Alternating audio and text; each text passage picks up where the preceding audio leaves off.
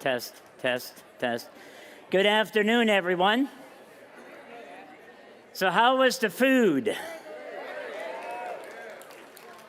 I always say if you go away hungry from Byler's Barbecue, it is your fault.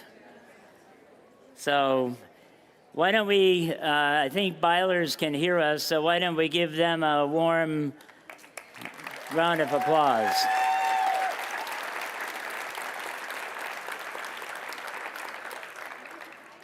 Okay, we're changing it out this afternoon. I'm going to see if the sound crew can get a couple of mics into the audience so that we can do some interaction along the way. But I'd like you to welcome back to the stage a man that doesn't need an introduction, Joel Salatin.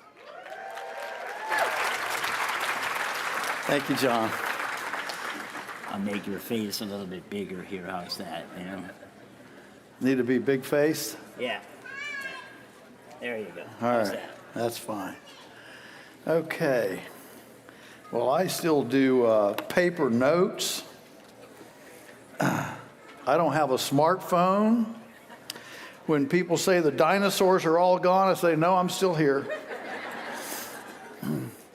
I'm coming to the digital age like you ever have a little calf, you know, you're trying to pull across the corral and he doesn't want to go. You got a rope around his neck, you know, and you're dragging him and that calf's just locked up, you know. And a little calf can make a fool out of you pretty fast. You know, you're trying to get him across there. That's the way I'm coming to the digital age. So I'm going to try to leave time for questions here at the end, but I want to get through some interesting material, I hope. And what John asked me to talk about for this afternoon is food, farm, family, a total health perspective. What we tend to do is to compartmentalize our lives, compartmentalize our thought process, and segregate and look at everything in little pieces. And I love this, the concept that when we talk about health, you can't separate it from the food, you can't separate it from the farm, you can't separate it from the family. There's all this stuff going on. America's food is the worst in the world. We're fat and we're starving. We lead the world in non-infectious chronic morbidity. You know, there are times when you want to have you want to be number one in the world. You want to have the best basketball team or the best soccer team or, you know, the best gymnastics performer or whatever at the Olympics. Being the number one non-infectious chronic morbidity country in the world is not a place to be number one. We are. We lead the world in healthcare costs per capita. Autism has gone from 1 in 10,000 40 years ago to 1 in 34 today and trending up. 80% of our military-age young people are disqualified physically or mentally from service. So where are we? Our food is toxic. It's full of chemicals, chlorine in the meat, toxicity and everything else. It's pathogenic. E. coli, Campylobacter, Listeria, Salmonella. You know, these are all words that when I was a kid, nobody knew. Nobody knew food allergies. You know, if you're going to have a birthday party for your 3-year-old, the moms didn't have to spend 2 weeks talking about which kid had food allergies. You could just have a party and you had a party. And so a few years ago, the Government Accounting Office did a study on what's the problem with our pathogenic food. And they found 4 things: concentrated production, concentrated processing, long-distance transportation, and subtherapeutic antibiotics, making superbugs. MRSA, C. diff, all these are superbugs. Now, this was found 20 years ago. 20 years ago. This is about the first and only government report I've ever read that got it right. And let me go through it again. Concentrated production, concentrated processing. This is quoting from the Government Accounting Office report. Long-distance transportation and subtherapeutic antibiotics. Now, you would think that if they discovered this 20 years ago, that somebody would have said, well, if that's the problem with pathogenicity in food, what's the opposite of that? Let's see. The opposite of concentrated production. Well, that might be diversified family farms. Concentrated processing. Oh, that might be neighborhood, canneries and abattoirs and, slaughterhouses. Let's see, this is tough. Long distance transportation. Let's see, what would that be? Maybe local, is that possible? Subtherapeutic antibiotics. Maybe we should have animals with an immune system. But of course, since that report, it just got buried and nobody did anything about it. Our food is nutrient deficient. It won't rot. If you put squeezable Velveeta cheese on a table, you can walk away from it for a year. It just sits there on the table. It doesn't do anything. It just sits there. You put real cheese on a table, in 2 days it gets fuzzy, in 3 days it sprouts legs, in 5 days it walks off the table. If it won't rot, it probably won't digest. Because our digestion is like a really aggressive compost pile. We have sterile soil.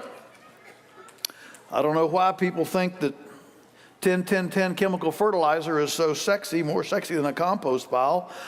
I'd say there's more sex in a compost pile than a bag of 10-10-10, but that's another topic.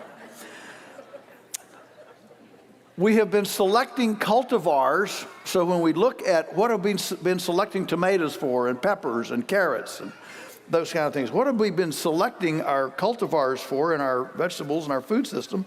It's not been for nutrition, it's not been for taste, it's been for shippability. Shippability, so that we can take a tractor trailer load of tomatoes from California and we can ship them to Maine, and they can bounce around in the back of a tractor trailer for 3,000 miles and not turn to to mush. Well, what kind of a tomato won't do that? A tomato that tastes and looks like cardboard. And then we wonder why our kids don't like vegetables, because they're like eating cardboard. That's what we've been selecting cultivars for. Our food is adulterated. In 1940, America used 1 million pounds of monosodium glutamate in our food in 1940. In 2020, we used 100 million pounds of monosodium glutamate in our food. I mean, are you kidding me? Red dye 29, ultra-processed, fake meat, lab-cultured meat, it's all adulterated. So what kind of food should we get? What kind of food should we eat? Well, number one, unprocessed. Unprocessed. So get in your kitchen. Now, since I'm not in an urban foodie environment, I can, admonish us in get in your kitchen. When I say get in your kitchen today, it's not going back to great grandma's, getting up at 4 o'clock to go with a wooden bucket to the spring to fetch water and getting the wood stove fired up so that by 7:30 when Pa comes in from milking the cow, everything's hot enough to cook breakfast. Our culture has more techno-sophisticated kitchen culinary gadgetry than any culture in history. I mean, we got hot and cold running water, we've got refrigerators, we've got time bake on the oven, we've got Instapots, Cuisinarts, blenders, dicers, slicers, bread makers, ice cream makers. I mean, it's never been easier to cook from scratch. No culture has ever invested more in their kitchens than ours, but more profoundly abdicated participatory obligations there. We got culinary gadgets, use them. Unprocessed.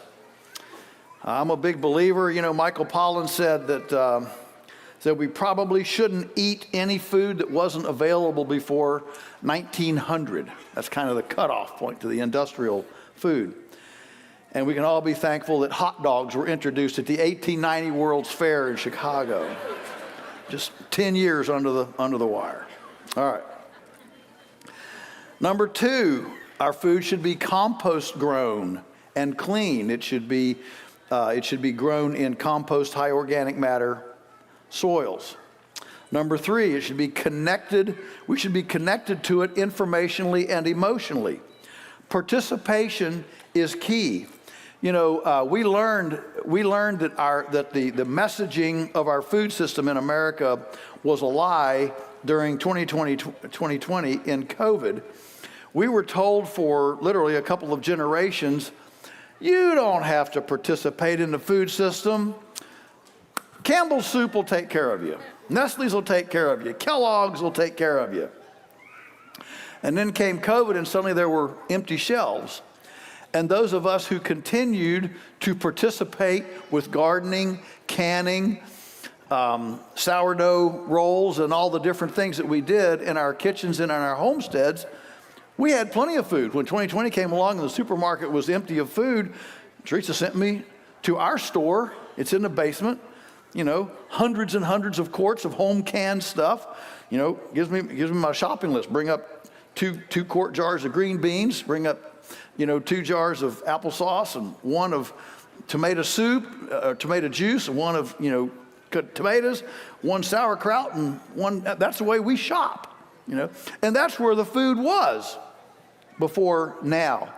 Now we have a complete ignorance in the greater culture about food. I was doing a 2-day food agriculture seminar in a very elite Atlanta private school a couple of years ago. And I was in elementary, middle, high school, pretty big outfit. And so I had this room full of, a couple hundred middle schoolers. So, we're talking about, 6th grade to 8th grade, okay? And I said, let me ask you guys. I said, could you give me 3 vegetables that you can grow when it's still cold enough to get frost? Whole room was just quiet. Everybody sitting around. Nobody knew. Finally, this one little girl on the front row, she kind of raised her hand. I said, yes, ma'am. She said, head lettuce. Good. All right, that's 1. All right, how about another one? And finally some guy over here, he said, broccoli. Oh, good. Then another one, finally cabbage. But it took about, 5 or 6 minutes of cajoling. I said, maybe I asked the wrong question. Let me do the other one. How about 3 vegetables that you can grow that you have to wait till after frost to grow? Maybe I didn't ask the right question. Silence. Then the same 3 kids, they probably have gardens. Are you with me? One of them said corn, green beans, tomatoes. Good. But this took 10 minutes. It was like pulling hen's teeth. Finally I said, well, so can anybody name the names of the Kardashian girls? The place erupted. Carmen, Chloe, Kim, they're all going nuts, It took me 10 minutes to settle them down. I thought, now, let me ask you a question. If the wheels fall off and you were actually having to live, which piece of information would be more important? And they got really quiet again. Okay? But that's where we are in our culture. We do farm tours. Kid gets off a school bus. He says, take me to the salsa tree. I want to pick salsa. When we started raising chickens decades ago, everybody knew how to cut up a chicken. That was like girl. I'll be very sexist here. Girls were born with a chromosome that, was cut up a chicken, chromosome. They all knew how to cut up a chicken. I can remember when you couldn't go to the supermarket and get boneless, skinless breast. Can you imagine? If you wanted chicken, you had to go and you bought a chicken.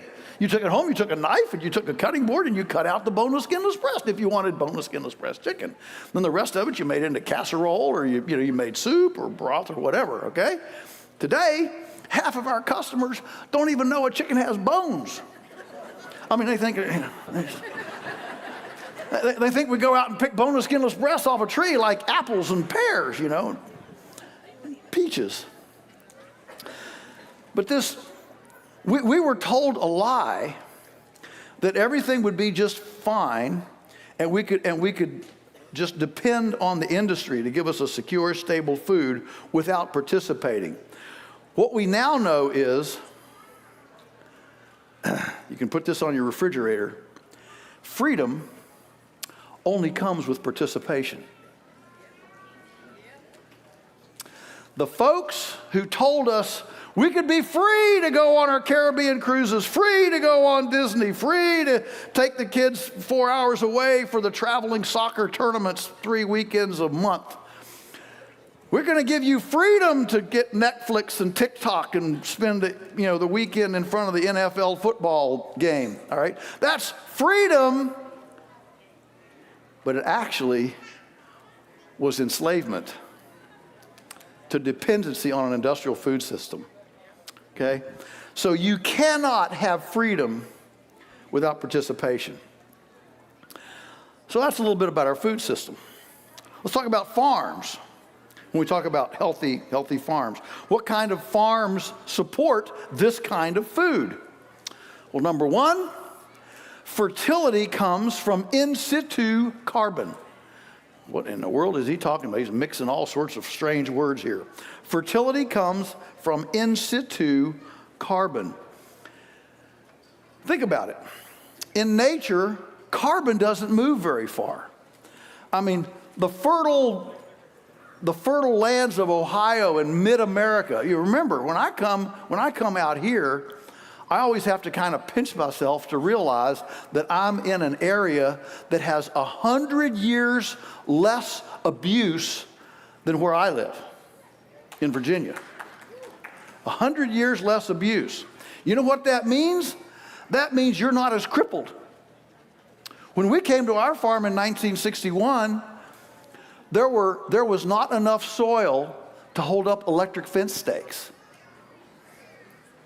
So Dad went to town and got old car tires and mixed concrete in a wheelbarrow by hand, put the wheelbarrow in the concrete tires, pushed a 1/2-inch pipe, cut little pieces of 1/2-inch pipe, pushed down the concrete, and he'd pile these concrete, like volleyball stanchions, he'd pile them on a tractor platform and in a pyramid. And my brother and I, we were just little kids, but the two of us were strong enough that as Dad drove slowly through the field, we could grab a corner of one of these concrete tires and, kind of heave it off the platform as Dad drove slow through the field. And then Dad would go along and stick the electric fence stakes in those, in the 1/2-inch pipes, in the concrete stanchions. That's how we built electric fence.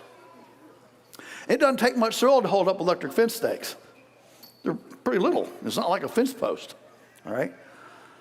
I come out here and I look at these rich fields, and I realize, wow, wouldn't it be great to be in a place where they had 100 years less European abuse than where I live? 5 to 8 feet of soil washed away. When we came to the farm, we had all of our northern hillsides and southern, all of our hillsides were gullies. It was like corrugated roofing. One we measured 16 feet deep, 16 feet from the top to the bottom. You know how much soil that is? A gully that's 16 feet deep. It's 20 feet wide.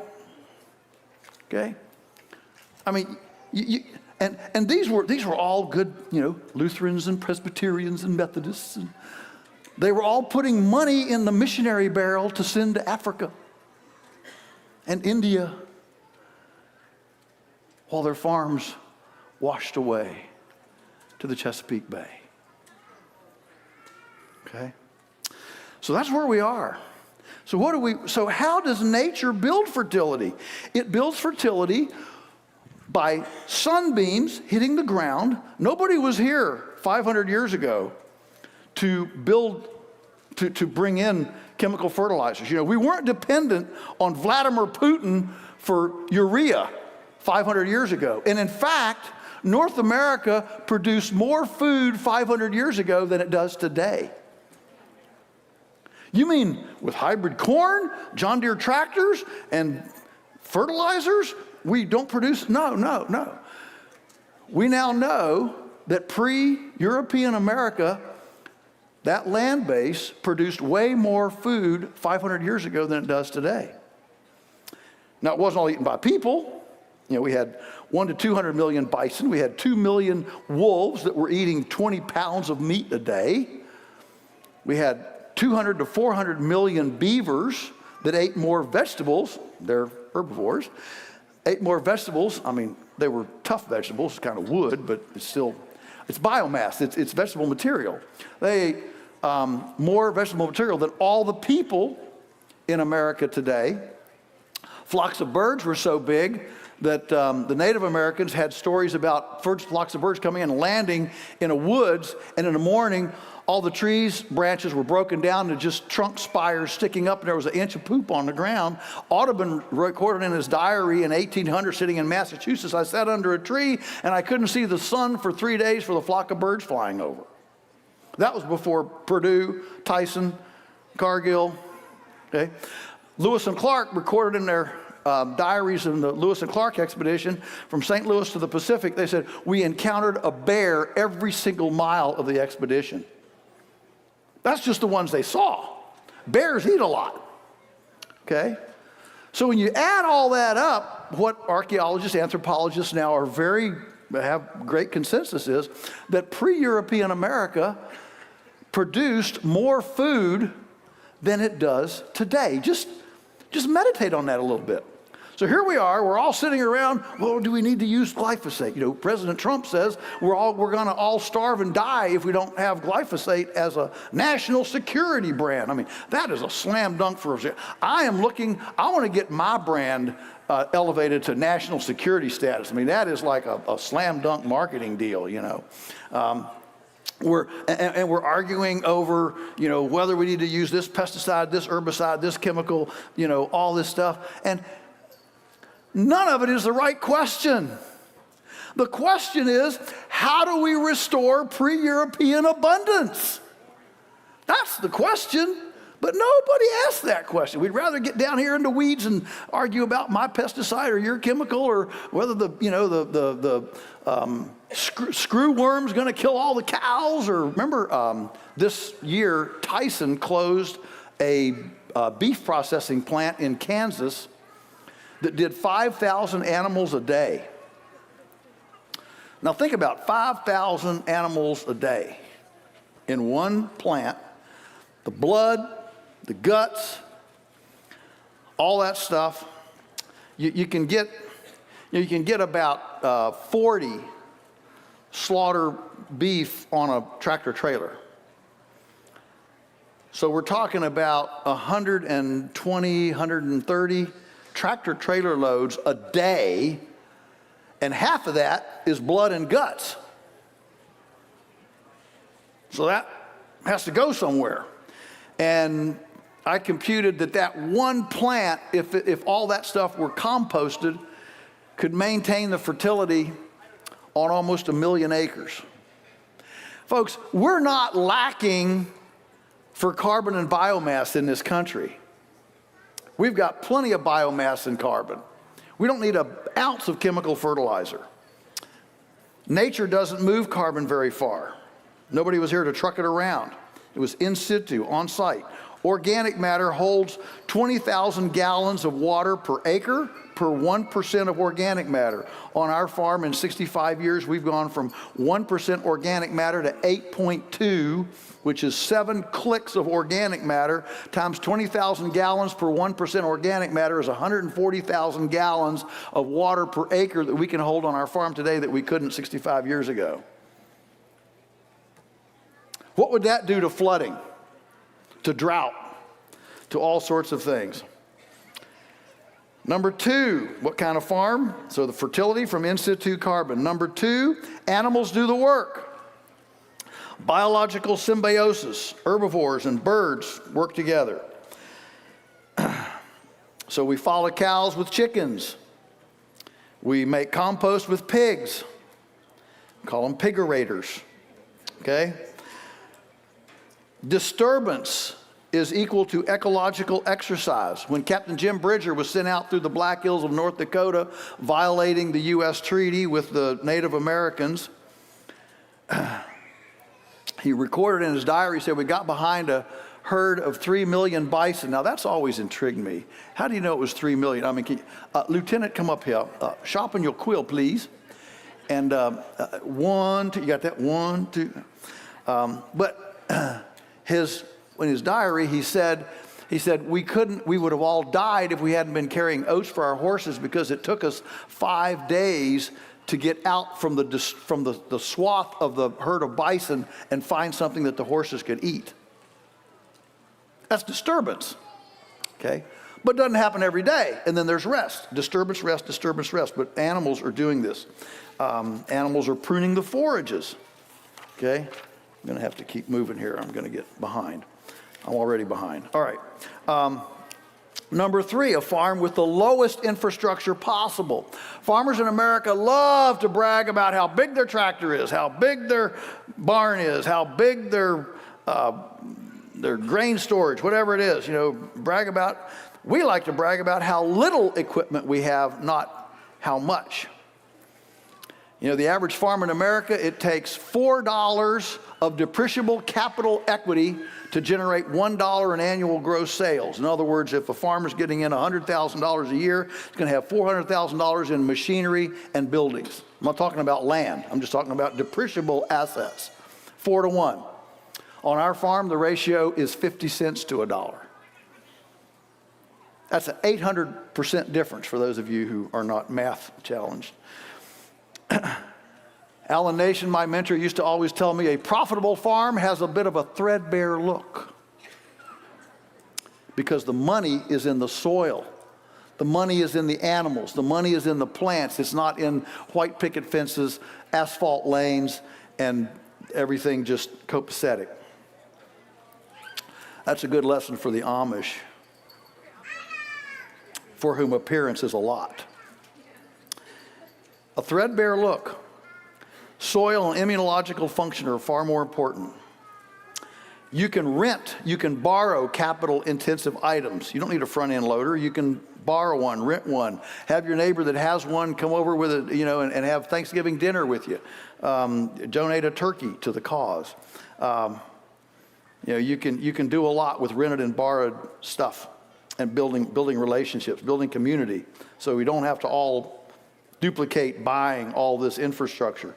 That means we want mobile shelters, mobile infrastructure, mobile fences, mobile water. Everything is mobile. When everything is mobile, you don't have to get a building permit to install it, and it doesn't add to the real estate value, so you don't get taxed on it. The fact that our farm has 12 miles of buried gravity-fed water doesn't show up on a real estate bill. It's a tremendous asset. 12 miles of gravity-fed water over the whole place, 70-pound pressure water, gravity. As long as gravity works, we got pressure water. I mean, that's pretty cool. As long as gravity works, we're good. When gravity doesn't work, I'm out of here. But getting simpler, cheaper things, self-respecting farms are supposed to have $23,000 John Deere Gator side-by-sides, right? I mean, what self-respecting farmer doesn't have a, nice big Kubota or Kawasaki or some sort of John Deere side-by-side? Well, since I'm not a respecting farmer, I have an old 2007 Jeep Cherokee for $2,500. I got a windshield, a radio, a heater, all in this thing, and I can carry, 4 people plus me, and if somebody wants to sit in the back, I can carry about 7 or 8. But, what does a farmer brag about? I like to brag about not owning things, not having any infrastructure, not having repair bills. That's what we're looking for. Number 4, reduced off-farm dependence. The farm should have reduced off-farm dependence on fertilizer, energy, lumber. We should become as self-sufficient as possible, disentangle. People ask me, what's the most important piece of equipment that a farm should have? And probably, a little 4-wheel drive tractor with a front-end loader is probably good. I mean, it saves your back, and that's a good thing. But the next one is a sawmill, bandsaw mill. You know how much you can save with lumber, with a bandsaw mill? And we've had one now for 30 years, and it suddenly completely changes the ability of our farm to be able to fix fences and build corrals and brooders and gobbledygos and millennium feather nets and egg mobiles and brooder houses and outhouses and in houses and whatever else. So we want to reduce that off-farm dependence. There's no reason why a farm in Ohio should be buying lumber from British Columbia. It's just silly. In fact, there's no reason why a house in Ohio should have to build it with lumber from British Columbia. We ought to build it ourselves, with our own stuff. Number 5, water. Water redundancy, okay? You can never have too much water. Build ponds. Use gravity, use roof runoff, cisterns from roofs. Our goal should be to add water to the commons rather than deplete it. Think about how much American agriculture right now is depleting the hydrologic commons. The Ogallala Aquifer, which runs all those center pivot irrigations in 5 states, it's dropping 18 inches a year. It's dropped on 100 feet in the last 50 years, and in another 30 years, it'll be too deep to pump. I was in Australia, South Australia. You go into Adelaide, down in the south, and you go up, and the Murray-Darling River, you know, it used to carry ocean-going steamships 500 miles up the Murray-Darling. Now the Murray-Darling doesn't even run to the sea. Lake Mead, look what's happening in the west. Lake Mead, dropping. This is all over the planet, not just, you know, here. It's all over the place. Desertification, water. A farm should be adding hydrology to the ecosystem, not depleting hydrology from the ecosystem. So I'll just go ahead and say right here, any farm that pumps from the commons is immoral. Oh boy. That just blew a gasket on somebody. If you're going to use water, you need to use it from what you've generated on site. P.A. Yeomans wrote Water for Every Farm in about 1950. And he had two rules of water. He said every farmer should aspire to eliminate surface runoff. 1/3 of all raindrops become surface runoff. They either come too fast or too abundantly for the ecosystem to absorb them, so they become runoff, which makes flooding. So he said every farm should eliminate surface runoff. And number 2, no farmer should end a drought with a full pond. So the water is supposed to be saved, and then it's supposed to be dispersed strategically in a drought. Louis Bromfield, native son of Ohio, Marble Valley, certainly one of my heroes. He said the secret on flooding in the Mississippi and Ohio River is not big Army Corps of Engineer, dam projects on the Mississippi. It's too far down the system. There's too much volume, too much velocity. He said the answer is millions of farm ponds in the entire watershed of the Mississippi and Ohio, like big footprints on the land. And in fact, when you realize that pre-European America, from a water standpoint, 8%, well, anthropologists disagree, but 8 to 10% of North America was water 500 years ago.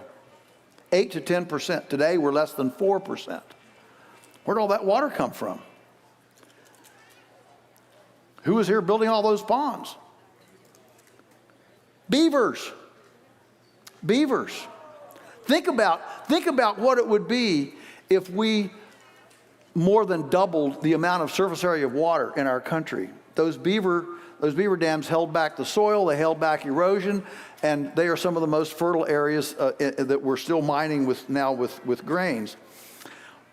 Bison had millions of wallows, and these were small swimming pool-sized wallows that they would dig, a dust bath with their horns. They were big.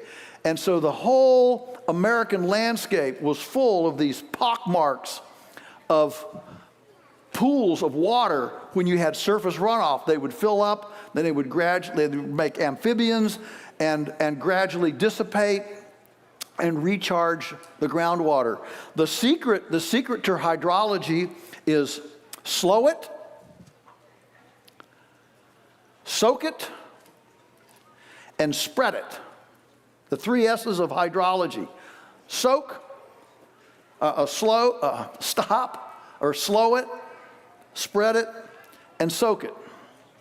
And everything we do in water in the U.S. today is opposite that. How do you drain it? How do you get rid of it? How do you put drainage tiles and you get rid of water and you try to move it as fast as you can across the landscape. Everything in nature is slowing it down so it has time to soak in. So when you're looking for a farm that's healing, we're looking for a water system that actually adds water to the commons rather than depletes it. As a result of my career of farming, I want our farm property to actually have more water than less water. And that's unheard of in agriculture. Number 6, diversity, multiple income streams. A farm should have multiple income streams, multiple species, stacking and using cubic space rather than linear, and viewing wildlife as an asset, not a liability. Think about the first thing that, the first indictment of every time there's avian flu. Oh, it's those pesky migratory waterfowl. Those old, we got to get rid of the birds. Any food system, any agriculture system that views wildlife as a net liability is an anti-ecology food system and farming system. Now, that's not to say that we don't kill the errant raccoon that gets in our chicken house, okay?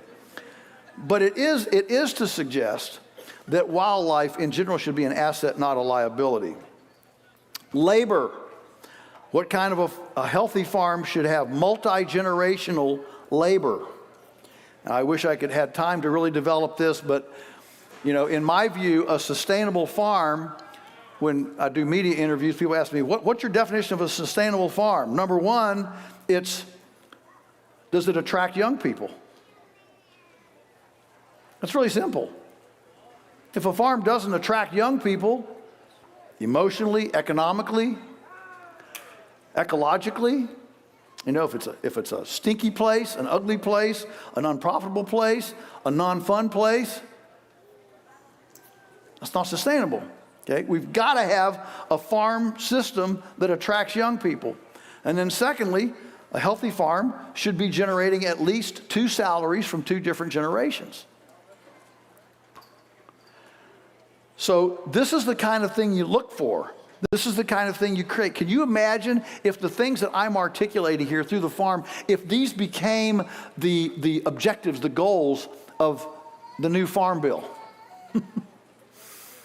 It would change things, wouldn't it?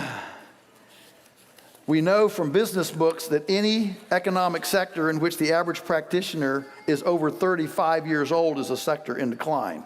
Farmers are now at 60. All right, and then we move to family. We're going to take questions. A family, so we've got the food system, we got the farm system. Now, what kind of a family is a healthy? So the family health comes from a home-centric lifestyle. In our country, we have done everything possible to eliminate the home as the basis of society. The butcher, baker, and candlestick maker that lived above their shop now go to the factory. The woman that kept the home now goes to the career position. And so our homes have gradually moved to a place where life happens outside the home, and home is simply a pit stop between what's important in life.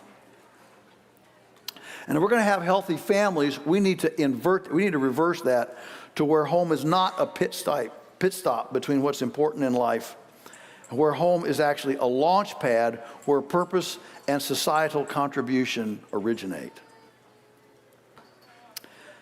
TikTok, screens. You read the Laurel Ingalls Wilder books and look at how they entertained themselves. They read to each other. They had community spelling bees. They had community, theater, bring a poem. They participated in their recreation, in their entertainment. Today, we buy in.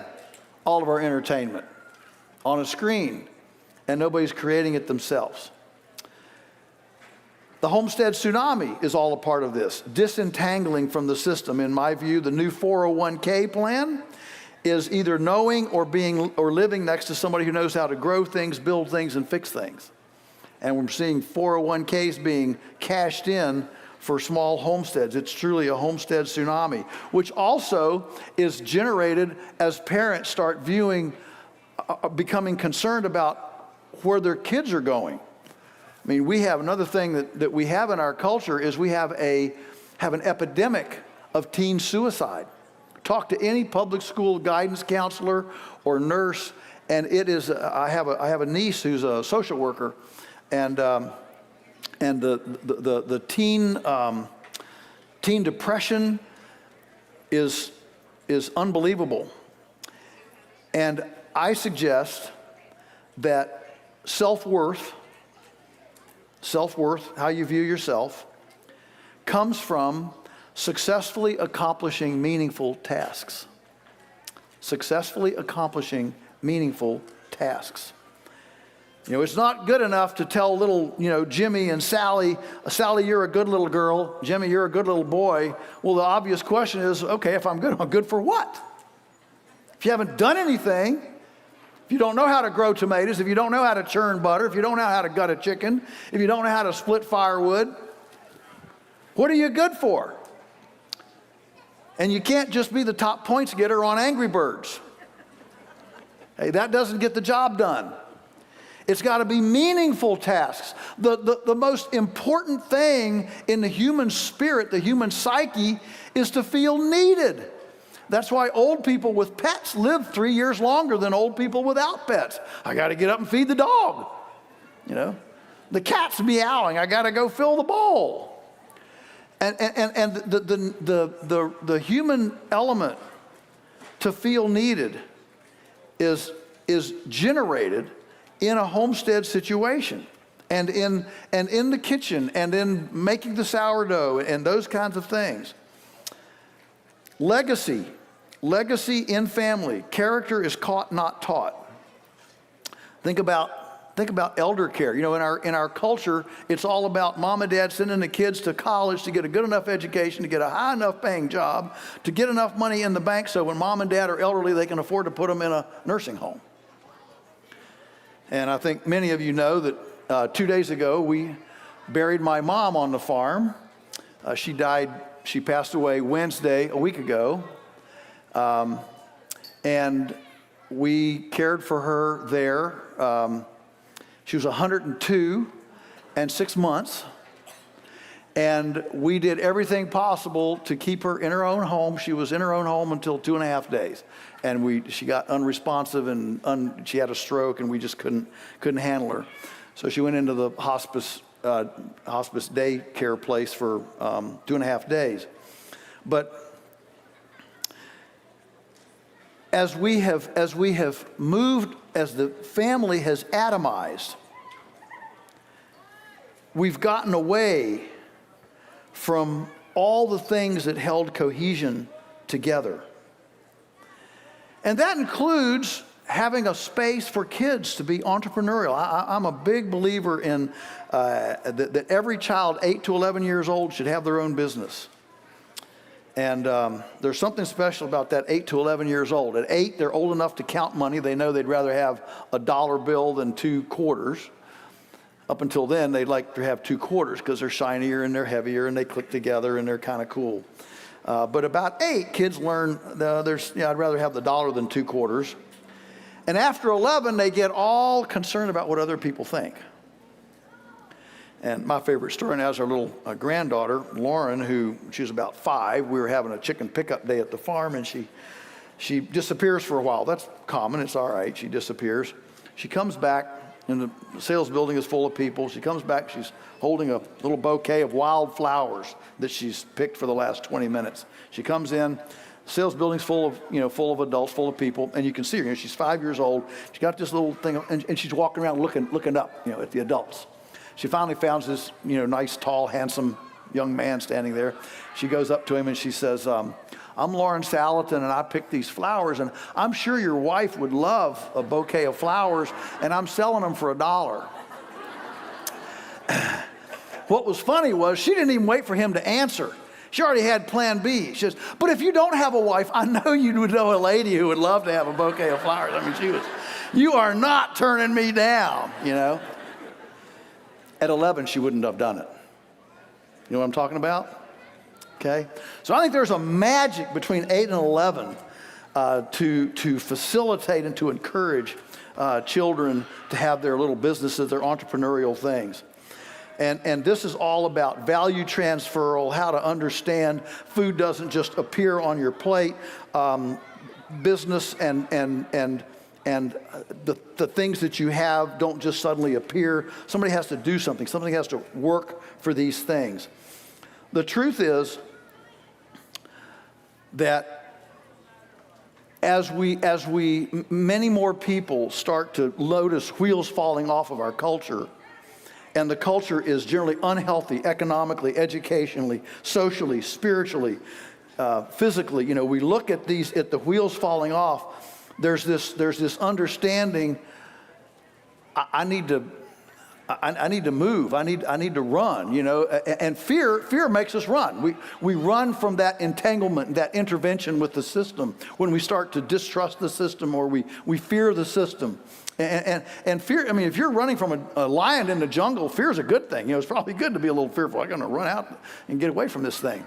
Fear makes us run. It makes us run to a place like this. It makes us run to this kind of community. It makes us run to this kind of information, this kind of embrace. And I've talked to numerous people today. Well, we're getting ready to close on our 2 acres, 5 acres, 10, whatever. We're moving from the city to the country. I mean, there's all sorts of scenarios here. Fear makes us run. Faith makes us stop. Okay? It's all right to run, but you can't run forever. Eventually, you have to stop. And you know where we stop? We stop at places like this. We stop with people like this. We stop with information like this. Okay? So I congratulate everyone that's here, all of you. It's okay to run. And you may have in fear run to here. But this is where you stop. And you can put down roots. And you can put down anchors. And you, with faith, you can understand, yes, the sun's going to rise tomorrow. It will rain. If we plant beets, we get beets. We don't get corn. And if we start chicks, they don't turn into puppy dogs. You know, there's no trans stuff going on. You know, that's faith. Faith that the system God made works. Okay, and that's where we can put down acres, put down roots for a new parallel universe, which is what this kind of summit is enabling and facilitating in the culture. I'm going to stop there. I've got 10 minutes. I can take questions. And if Teresa were here, she would say, well, that's time for one question, you know. But I'll take some questions. Don't be bashful. Anybody can ask anything you want to. I've covered while you're there's a couple of is there a microphone somewhere? Yeah, they're coming out. Oh, they're coming. Okay. So don't be bashful. So we've covered food, farm, and family. And all those are important for getting an overall health perspective. Okay, who has a question? Here we got one right here. You mentioned about wildlife. What's the purpose of crows? They were the enemy when I was growing up, and where have they all gone? Because I haven't seen many lately. What's the purpose of crows, and where have they all gone? Well, we've got lots of crows where we are. If probably here in the Midwest, they've probably been poisoned. Herbicides, pesticides, insecticides, they're kind of rough. And when you look at how many pollinators we've lost, how many honeybees, we're not on a very healthy trajectory now. Now, as far as purpose of crows, I guess,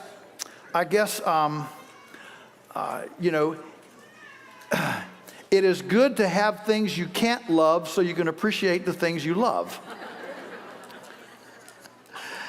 And I'm sure there's a purpose. We don't like them, but we don't try to go out and kill them all.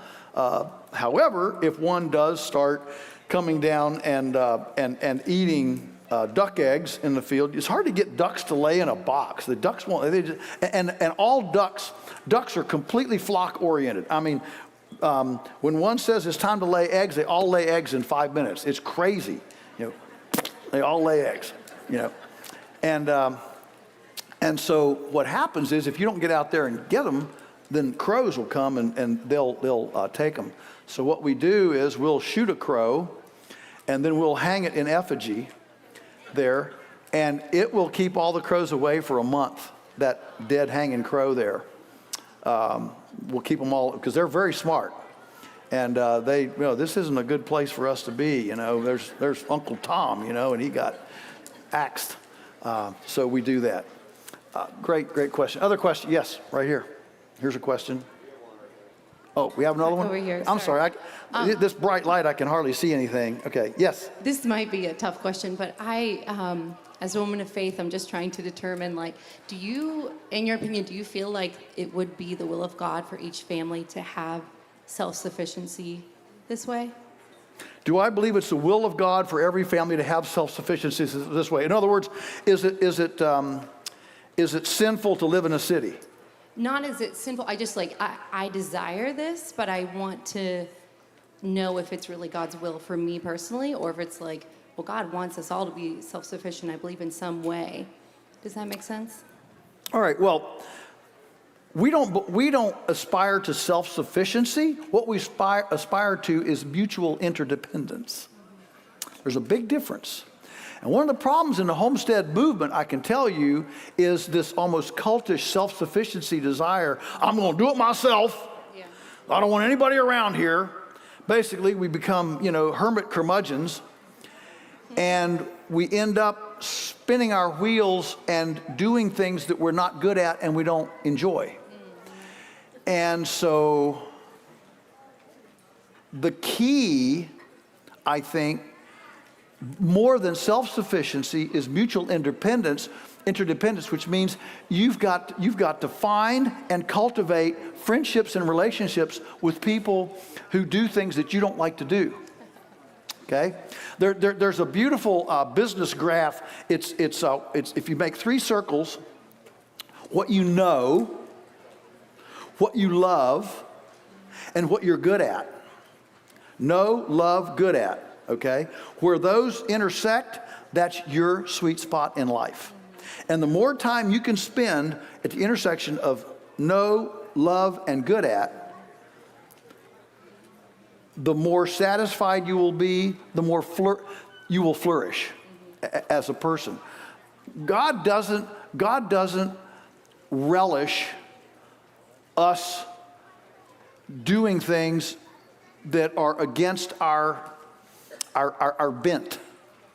Proverbs says, train up a child in the way he should go. That is actually, the metaphor there is train up a child in the way he is bent. So we're supposed to look at our children. If your child is bent toward engineering, don't turn him into an artist. Okay? If your child's bent toward audio, don't make him whatever, the opposite of audio, whatever audio is. Verbal, okay? So you are bent a certain way. God has designed you in a certain bent, and he's put desires and things in your heart to do. And so pursue those, but within a context of keeping you in that place that he has bent you toward, okay? And that takes mutual interdependence. Our son Daniel talks about, he says, it's really important to find people to do things with you that you don't like to do, because they are also looking for a place to flourish. And if you don't like accounting and you refuse to help somebody do your accounting, there's somebody out there that loves to do accounting. And you deny them the chance to flourish as an accountant if you struggle through, I'm going to do it myself. And, This is one of the big problems with farmers. You know, farmers tend to be kind of hermit curmudgeon. They don't like people. You know. And that's a big problem. And most of them have a better relationship with their, tractor than their spouse. Because their tractor, when they turn the key on, it starts. Their wife doesn't always start, when you turn the key on. So this is a problem. Okay. Great question. Thank you. Other question? Yeah. Right down here's one. Oh, there's one there. Okay. What? Right down here. Yes, ma'am. We've noticed a lot of the farms have these signs that say biosolids Biosolids. that they're spreading on the fields, and I was just wondering what your take on that was and what the consequence of the future is going to be. Yeah. So the biosolids thing is an ecology issue. In general, the biosolids should be composted first. It's amazing. There are now protozoa and fungi that are adapting to forever chemicals. We're now finding a bunch of microbes that will actually eat plastic. They will eat PUFAs, okay? And so while I don't like toxicity, the beauty is that nature has a remedy for all toxicities. And it's not dumping it in a river, okay? It is getting it in contact with the right microbes. And so there are people doing biosolids with composting and proper microbes that are doing a great job. And I don't have any problem with that. What I do have a problem with is just spreading them indiscriminately without treatment, without getting in contact with fungi and bacteria, and then you have a pollution problem. Okay? Fair enough. Question someplace. Where are you? Yes.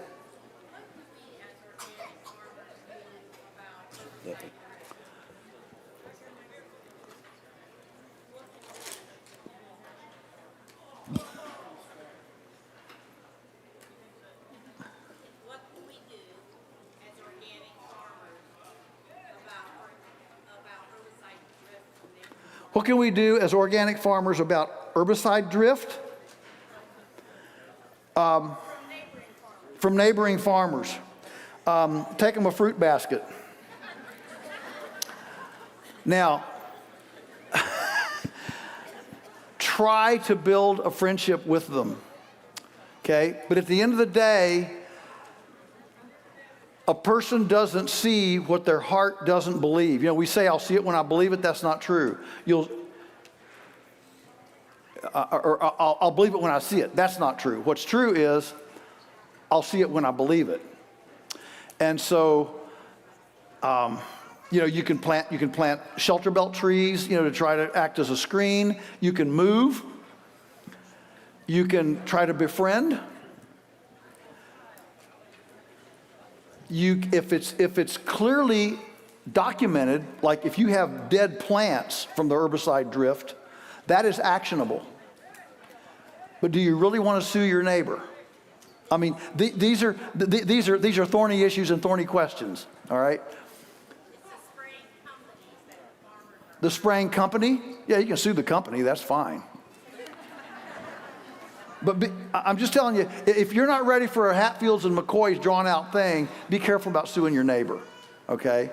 And do everything else that you can. But yeah, those are, and life isn't fair. It's not just.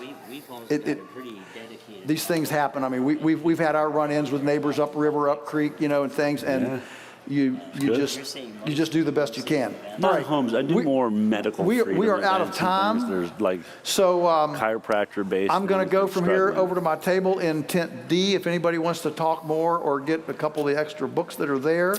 But you've been wonderful to give me this Ohio welcome. And so now may all of your carrots grow long and straight. May your radishes be large but not pithy. May tomato blossom end rot affect your Monsanto neighbor's tomatoes. May the coyotes be struck blind at your pastured chickens.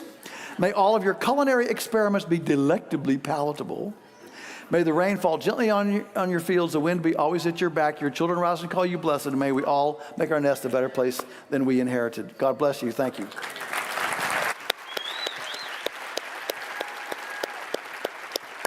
Thank you, Joel. Okay, we're going to change things up here a little bit and make sure that the presentation works. So you'll just let me work on the presentation for a minute.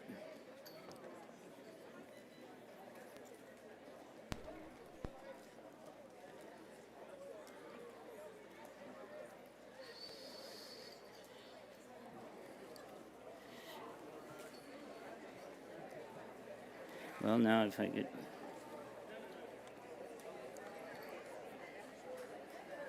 Clicker back off.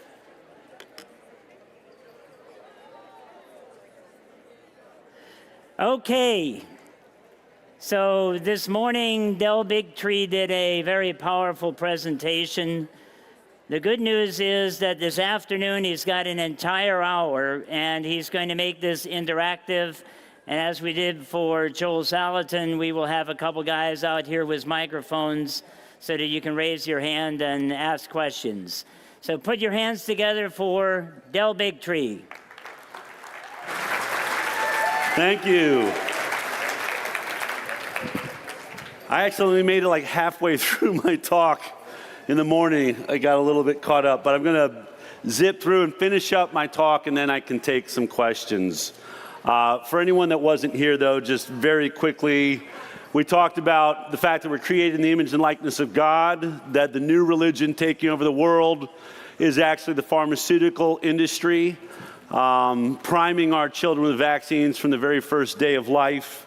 I talked about the hepatitis B vaccine and the fact that, as we've proven with our nonprofit, none of the vaccines are going through proper safety trials. This is the hepatitis B vaccine, only had a 5-day safety review. The truth is the longest safety trial you will find for vaccines is 6 months. There's one or two that had a 6-month trial, no placebo group. Polio vaccine, 48-hour safety trial. I'm not making this stuff up. You can look all that up online. We talked about the whooping cough vaccine. Doesn't stop transmission just like COVID. But what does that do if we're carrying diseases but we don't know we have them? And we talked about the fact that they know they're priming the immune systems of our children to be sick more often throughout their lives. So what this really means is that every time a child that's been vaccinated comes in contact with pertussis, they're going to catch it. And their body has not mounted the proper immunity to block it and fight it off. So they're carrying it every time. So I want to make this clear. When we see outbreaks now, they'll always blame the unvaccinated. But what's happening, at least is an obvious hypothesis, is sure, I don't care if my kids catch the measles. I'd be happy for them to get the measles or chicken pox or pertussis. They'll catch it once and have lifelong immunity. But if all the kids around you in school are vaccinated and all the vaccine is doing is suppressing their symptoms, the unvaccinated kids are just the canaries in the coal mine showing you that the viruses are there. And they go bananas, like it didn't like suddenly explode out of unvaccinated kids. Our kids didn't come from Africa. They're just simply showing you what's in the environment around you. None of the unvaccinated parents where this is happening are worried about it. If you were in the middle of, New York when the Hasidic Jewish community was having measles outbreak, they're all having measles parties. The news is screaming, oh my God, look how many kids have the measles, and they're in there going, yeah! So, just different perspectives. Anyway, I was saying all of this prior to COVID, and this is the headline that came out in 2019. WHO says anti-vaxxers are a global health threat. In fact, they went as far to say that we were a top 10 global health threat. It's one of the proudest days of my life. And so what I want to point out is in December 2019, they had a meeting in Geneva, Switzerland by the WHO. This was it, the World Health Organization Global Vaccine Safety Summit. The entire purpose of this summit had one theme: how to stop vaccine hesitancy. They saw this global health threat that people were starting to wake up. Bobby Kennedy was getting through, I was getting through, and so many others like us. We're not the only ones speaking truth to this issue. And so they got together and said, we got to figure out how to stop this growing body of people that are now not vaccinating their children. I want to play, there's several clips. I did a whole show on this. You can look them up at the Highwire. It was amazing what they admitted behind closed doors when they forgot the cameras were rolling. I mean, it's just stunning the things they said. But I'm only going to play one of these clips. One of our biggest challenges is, Actually, let me set this up. Let me go back. I didn't realize we were going to play right away. So this is Heidi Larson. She's the head psychologist for the WHO, and she makes several statements. I told you, she admits one of the big problems, she says, with the issue is that parents are asking so many questions now that doctors aren't able to handle it. She said, because let's face it, you're lucky if you get a 3-hour course on vaccines when you're in medical school. She said that, not me. That's the truth. So they're treating doctors sort of like young cadets in the Army. Charge that bunker, don't ask why, don't ask questions, and that is really the talent level of the doctors we're going to. They have no information. They have no idea how these products were made. They don't know what's in them, and I always say that. Test them. If you're like, I'm not sure, Del, next time you're at your doctor, just say, before we get a vaccine, before I get that vaccine, or before you give that vaccine to my child, will you please list for me the ingredients that are in this product you're about to give my kids? I guarantee you, 99.9% of the time, they will say, why are you asking? It'll get it'll get tense in the room. If you're lucky, they'll go and grab one of the vaccine inserts and bring it out to you to read. But one thing they will not do is list for you the ingredients. And it's going to be like 10 to 15 ingredients. And when they can't do it, I want you to leave your doctor's office. I want you to go down the road to just an average, decent restaurant where you sit down and order. And I want you to say to the kid that's waiting on you, say, we have real allergies in this family. Could you list for me every ingredient in this dish right here? And notice there's about 20, 50 dishes on the menu.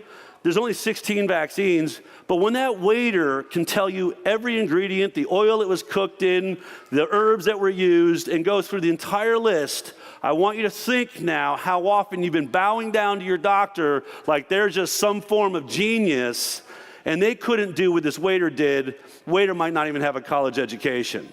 And ask yourself, what are they doing? As a pediatrician, they do two things. They inject your children with vaccines and they weigh them. You can weigh your child. Trust me, it's not that hard. Okay, so why is it they don't know anything about what they're doing? Anyway, what she's about to tell you is really what was, I think, behind COVID in many ways, but it's what this is all about. I want you to listen closely and I'll break it down for you. Why do we need to vaccinate everybody? Why are they so obsessed with this vaccine program? Why do they care if there's people not vaccinating? Listen to what she says. I think that one of our biggest challenges is, as Bob said this morning or yesterday, we're in a unique position in human history where we've shifted the human population to vaccine-induced, to dependency on vaccine-induced immunity. And that's on the great assumption that populations would cooperate. And for many years, people lined up. The 6 vaccines, people were there. They saw the reason. We're in a very fragile state now. We have developed a world that is dependent on vaccinations. We don't have a choice but to make that effort. Let me break down what she's saying to you. See, you didn't realize you were a part of a giant experiment that the pharmaceutical industry went through with all of us. We are in a very precarious position, she said, because we have shifted immunity over to vaccine immunity, meaning we no longer have herd immunity. They will tell you you have to vaccinate to achieve herd immunity. That's a natural immunity term. That only happens if you get lifelong immunity, when you are infected. It's the only way. They have never, ever been able to make a vaccine that does what your immune system, as I said, your God-given immune system, they cannot figure out how to trigger it right. They do not know how to do this right. So when we look out at this audience, the baby boomers, you know, essentially everyone over the age of about 65 were the last people that ever caught these childhood illnesses on their own. They had measles, they had chickenpox, they have had immunity for life. And so much of the immunity they've been bragging about with the pharmaceutical industry was riding on the coattails of the baby boomers who were holding down a foundation of immunity in every one of our communities. Well, as they are now leaving this earth, we are now being left with a serious crisis. And it's what I've told you.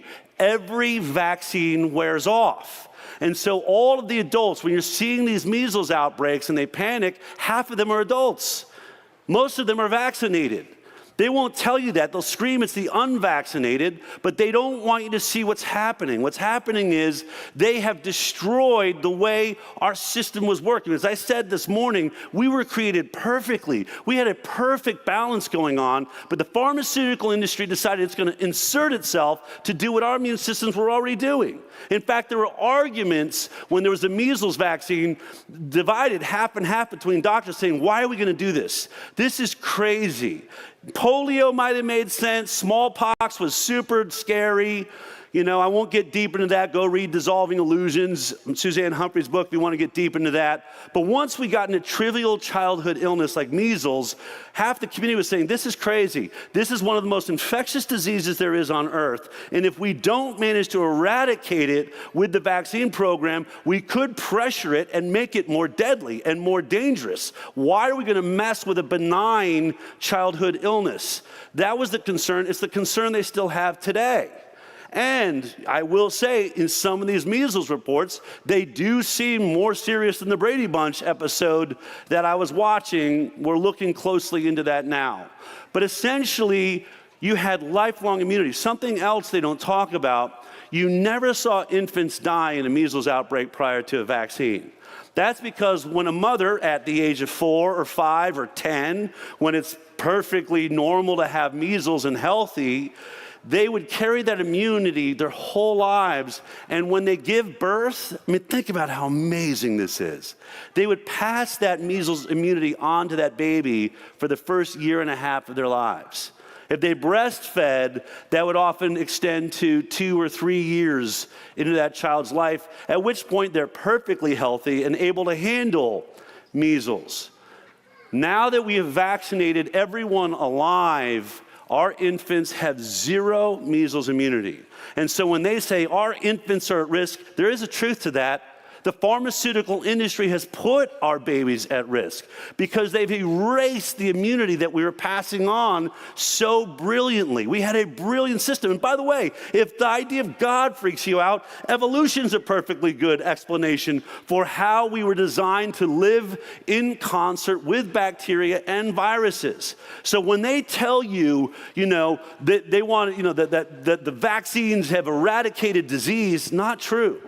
The only things vaccines have eradicated is herd immunity itself. And what they're not telling you is every one of you adults, you have 72 to 80 vaccines scheduled for you too. I'm not making that up. Go to the CDC adult vaccine schedule. The problem is they can't figure out how to force you to take it. See, they can do it with kids. They can say, you can't go to school if you don't get the vaccine. And they don't know how to tell you, you're not immune anymore. We're sorry. You got the vaccines, but you're not immune anymore. You're walking around and you're contagious. And we're really worried that we might even see polio come back and things like that. Did you know the polio vaccine does not stop transmission? Wrap your head around that. We're using a polio vaccine that you can carry polio and not have symptoms. How's that going to turn out? And we're now seeing polio in the water systems and the sewer systems in New York. CDC is panicking about all of these things. That's why I think COVID happened. They wanted to figure out a way to force vaccinate every adult the way they do our kids. And so what happened? This was December. by January, February, right after this meeting. The whole meeting is how do we stop vaccine hesitancy? Suddenly we have a global pandemic, and what's the solution? Vaccines. They didn't pull it off. They wanted us all to be carrying, a little QR code, a vaccine passport. So we won that battle. I guarantee you, Silicon Valley has not stopped making vaccine passports. They have not stopped designing social credit scores. And the pharmaceutical industry is not stopping with mRNA technology. They are going to come back. This is going to happen again, mark my words. I know we want this in our rearview mirror. They need to control your body. But I want to get into, I've shown what a failure mankind has been when we got into our religion of vaccines. This is an article that was written about me by The Atlantic a few weeks ago. I love this headline. I genuinely am upset that your kids are vaccinated. It's true, I am. And it goes on to say, Del Bigtree, a longtime ally of Robert Kennedy Jr., isn't just anti-vaccine, he's pro-infection. Okay, I'll take it, sure. I know, I'm sure people read it. What does this mean? I'm going to get into this. I want to get back to created in the image and likeness of God. Infants that have measles immunity. This is how this program works. They are trying to make us personalize the most rare circumstances there are. Hepatitis B is going to affect 400 kids in all of America, mostly born to hepatitis B parents. And so out of the, 2 to 4 million born every year, it's nothing. This is not your problem. But they know that what they'll say to you, your doctor will say, but what if your baby got hepatitis B? Then what would you do? Then what would you feel like as a parent? You're like, oh my God, I mean, that would be terrible. And all you have to do is inject them with this vaccine, and you never have to worry about that. And so we all just fall into this. We don't realize how rare what we're talking about is. So measles, this is the greatest triumph of the vaccine program. But this is the CDC essentially prior to 1961 when the vaccine came out. This is 1940 to 1960. The prevalence of measles, the death rate was 1 in 500,000. You can see there, 1960 was 0.2 per 100,000 died of measles. So 1 in 500,000 Americans died every year from measles before we had a vaccine. So every time someone on the news is saying, deadly measles outbreak, or they'll accuse Robert Kennedy Jr. or me of killing children, the deadly disease, I love it when reporters come up and they'll do this in my face. You are responsible for bringing back a deadly disease. Like, what are we talking about? Measles? Yes. All right. Do we both agree that measles is like one of the most infectious diseases on the planet? Yes. So we know everyone caught it. If it's out there and you're not vaccinated, everyone's going to catch it, right? Exactly. Okay. So how are you standing here asking me this question? They're like, what? I said, I'm just curious. How are you standing here? If measles is deadly, that means, we've just agreed, it's the most infectious disease we know. If it's around you and you haven't had it, you're going to get it. So every one of our grandparents on the planet had measles. All 7.4 billion of us are born to people who had the measles. So you want to tell me who died? How are you here? How are you alive? Something is wrong with your messaging. But here it is, 1 in 500,000. If you break it down, they guess at how many people, because no one even went to the doctor. You didn't go to the doctor. The kids got the measles, they're staying home. Not a big deal. But the death rate, we guess, is somewhere in 1 in 10,000 amongst the infected. Now, people will say, and the Atlantic journalist said to me, but you don't care about those 500? I said, no, it's a good point. I'm sorry that 500 would die, and let's assume that number would be about the same amount of kids being born now as were in 1960, so 500. But the question that we all have to have is, what is the risk-reward benefit?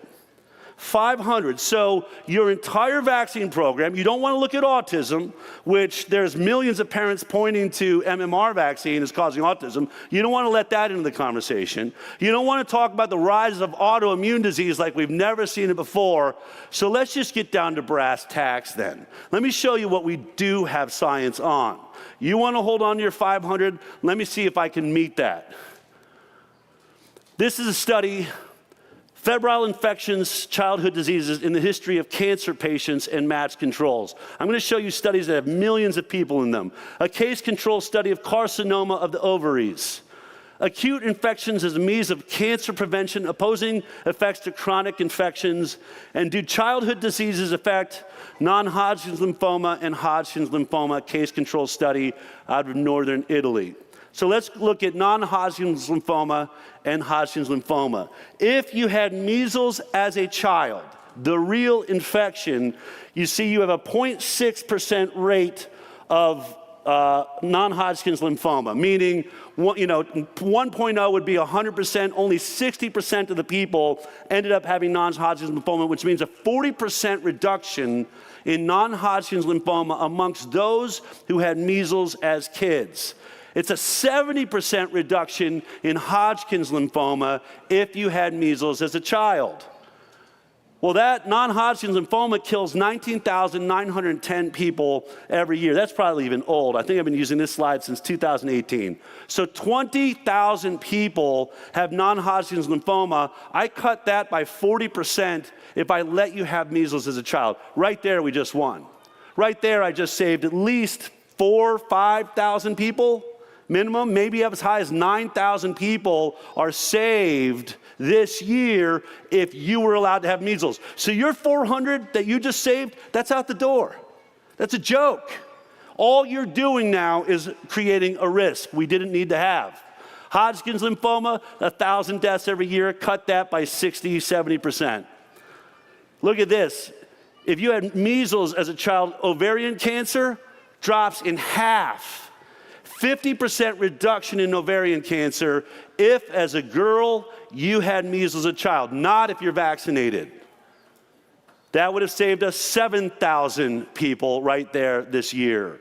So now let's look at measles and mumps, two childhood illnesses that are in the one vaccine, associated measles and mumps with cardiovascular disease. This is a Japan collaborative cohort study. I'll just point to this line. Those with both infections, measles and mumps, had 80%, so a 20% reduction for total cardiovascular disease, and 71%, so nearly 30% reduction in myocardial infarctions if you had both measles and mumps as a child. And when we look at the stats, total deaths in 2022, nearly 1 million deaths from cardiovascular disease. If you had measles and mumps as a child, we reduced that by 20%. That just saved 200,000 people's lives. So I think I've saved nearly 50,000 people's lives, and the pharmaceutical industry wants to have the conversation only be about the 500 they saved that could have died of measles. And this is how the game is played. Did you watch the hantavirus? They tried it. They keep trying it on you. They tried to see if they could make you so terrified of 3 people out of 7.4 billion that you would personalize that enough that maybe they could convince you to get a hantavirus vaccine. They'll try again. There's no number too small for them. If they can make you believe, but what if it was you? I mean, what if it was your teenage daughter that was on that ship and got the hantavirus and you could have avoided it? Gee, I know, if that did happen, that would really be awful. And they do this to us every day. Your television is owned by the pharmaceutical industry. Your sitcoms are talking about it. Your dramas are talking about it. They are putting 70% of the advertising in the TV so that what you never hear is what Bobby Kennedy or I are telling you. All right. My nonprofit has been suing on this issue. This is how I know this. We've won lawsuits against government agencies. I want to point out, these are all the agencies we have sued so far. AHRQ, Air Force, ARPA, CDC, CIA, DARPA, Federal Reserve, you name it. And we are winning. We've won more lawsuits than any nonprofit in this area. We've filed 146 federal lawsuits. We've had 516 documents disclosed. How many of you heard that the FDA tried to hide the Pfizer data for 75 years? They didn't want to release it. That was our lawsuit. We sued for over a year and a half to make them give that up. We also got the Moderna data, the V-Safe data. The Pfizer Papers book, Naomi Wolf's great book, only exists because we made sure that there was transparency and you got that data. Overall, we have had 8 million pages released of information documents from the government, and we've taken 23 federal agencies to court. This came out just, I think, 2 weeks ago, June 2nd, and this gives you a sense of how this conversation is changing. Remember, 10 years ago when we started, you couldn't talk about this issue. Now the Washington Post headline, "Courts may deliver the anti-vaccine movement's biggest win." Groups demanding exemptions from vaccines on religious grounds are gaining steam, even as Health Chief Robert F. Kennedy Jr. dials back his efforts. I'll read you a couple of lines. The head of Informed Consent Action Network, Del Bigtree, said in a statement, "We are not seeking to eliminate vaccines, but to ensure informed consent." In 2023, ICANN successfully established religious exemptions to vaccine requirements in Mississippi through series legal challenge. That took 3 years. We were in court. We won back Mississippi's right to a religious exemption. They hadn't had it since 1975. He has also been working on cases in West Virginia to establish a similar religious exemption. One case is pending at the state Supreme Court level. We won this year for West Virginia, and now they're appealing, and it's now in an appellate court. And get this, the ACLU is now joining the other side to fight us. How does that make any sense? So now our attorney is up against the ACLU, the Teachers Union of West Virginia, and several doctors that say that somehow this gets in the way of them making money. So it's like 20 lawyers are now lined up against us. But that's what this article is about. Win or lose, we are heading to the Supreme Court, folks. The group also supported the New York case. This is really important here. Legal experts say is the most promising. It's Miller versus McDonald. Initially filed in 2023, the case centers on Amish parents who argue their children were unfairly excluded from school since the state refuses to recognize religious vaccine exemptions. The refusal to provide the Amish religions exemptions when the state readily provides discretionary secular medical exemptions is unconstitutional under the First Amendment's free exercise clause. One of the filings reads, "The compulsory vaccination law is in sharp conflict with their religious beliefs and their way of life." I think I finish up. Bigtree said in an interview that the money ICANN is invested in starting to pay off, as his group has the right type of case. This movement is built on the success that we've had in many ways in courtrooms, Bigtree said. We have a lot of wind at our back. This Amish case and perhaps the West Virginia case are going to head to the Supreme Court. We've actually had 26 attorney generals across the state fill out amicus briefs in support of our Amish case, and we're bringing in some of the largest law firms on religious liberty that exist to fight with us. This is all about a law. If you want to know why they can force vaccinate your kids and why they thought they could do it during COVID, it's due to a 1905 law called Jacobson versus Massachusetts. Jacobson was a minister. He didn't want to get the smallpox vaccine. He fought it, lost in court, went all the way to the Supreme Court and lost.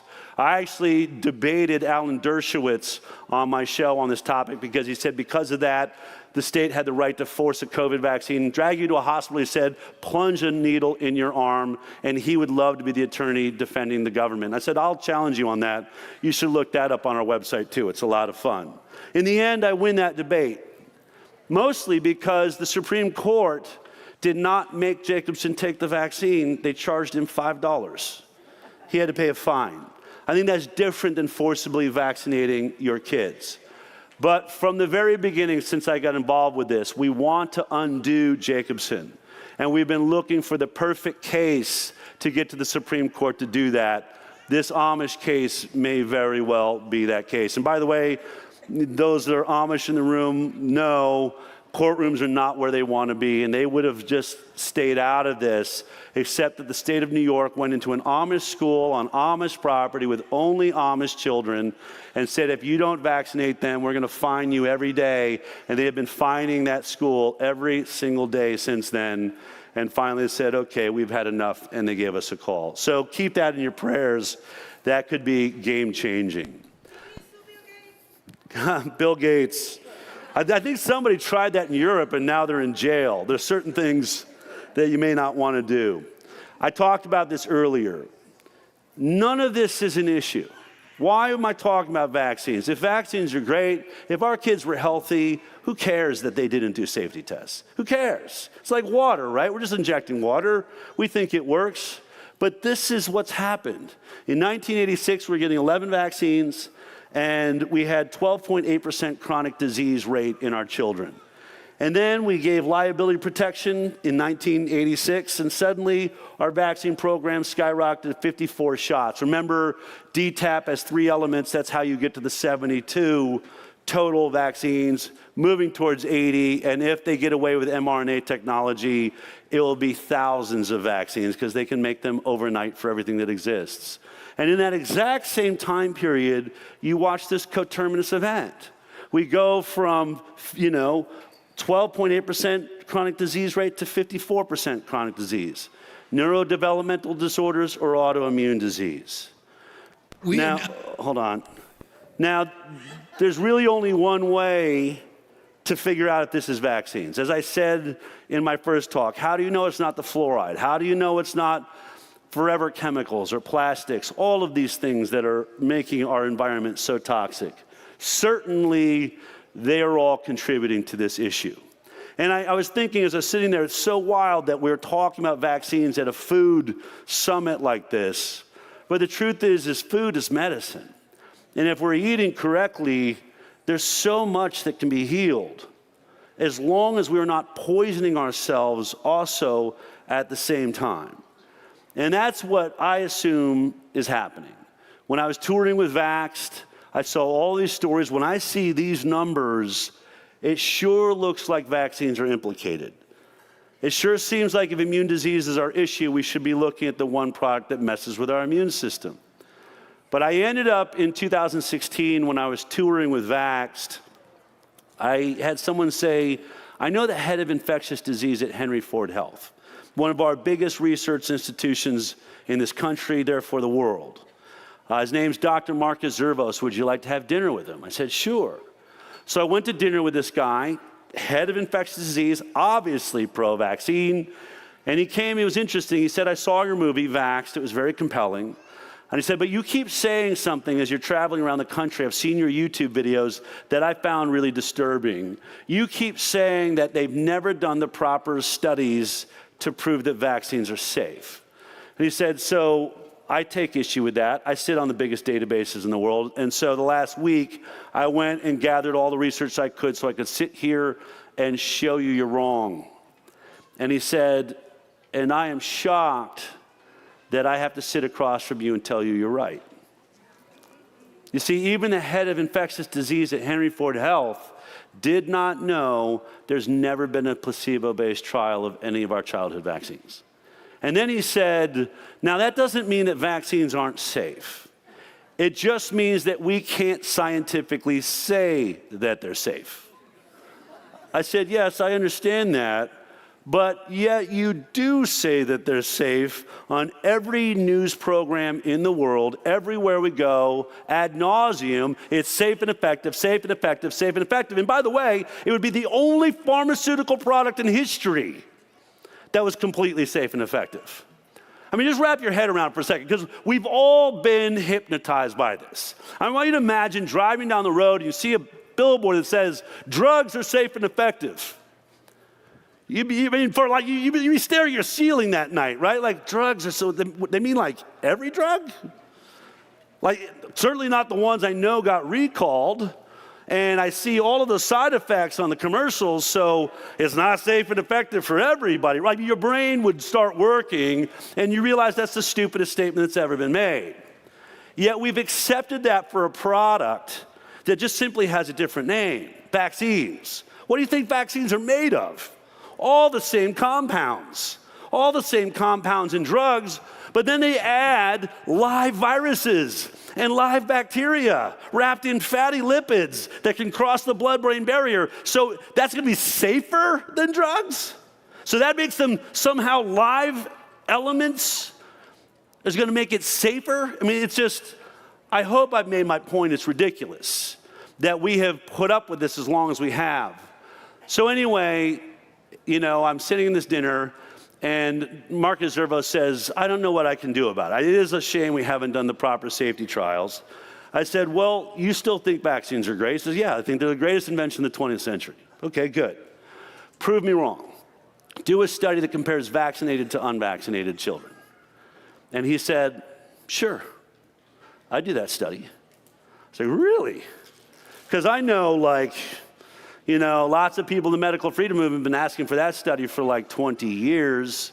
And he said, no, I would do that study. So long and short of it, by 2020, he finally did. He took 20,000 kids, 2,000 were unvaccinated, and he did a comparative study. And we only had one rule.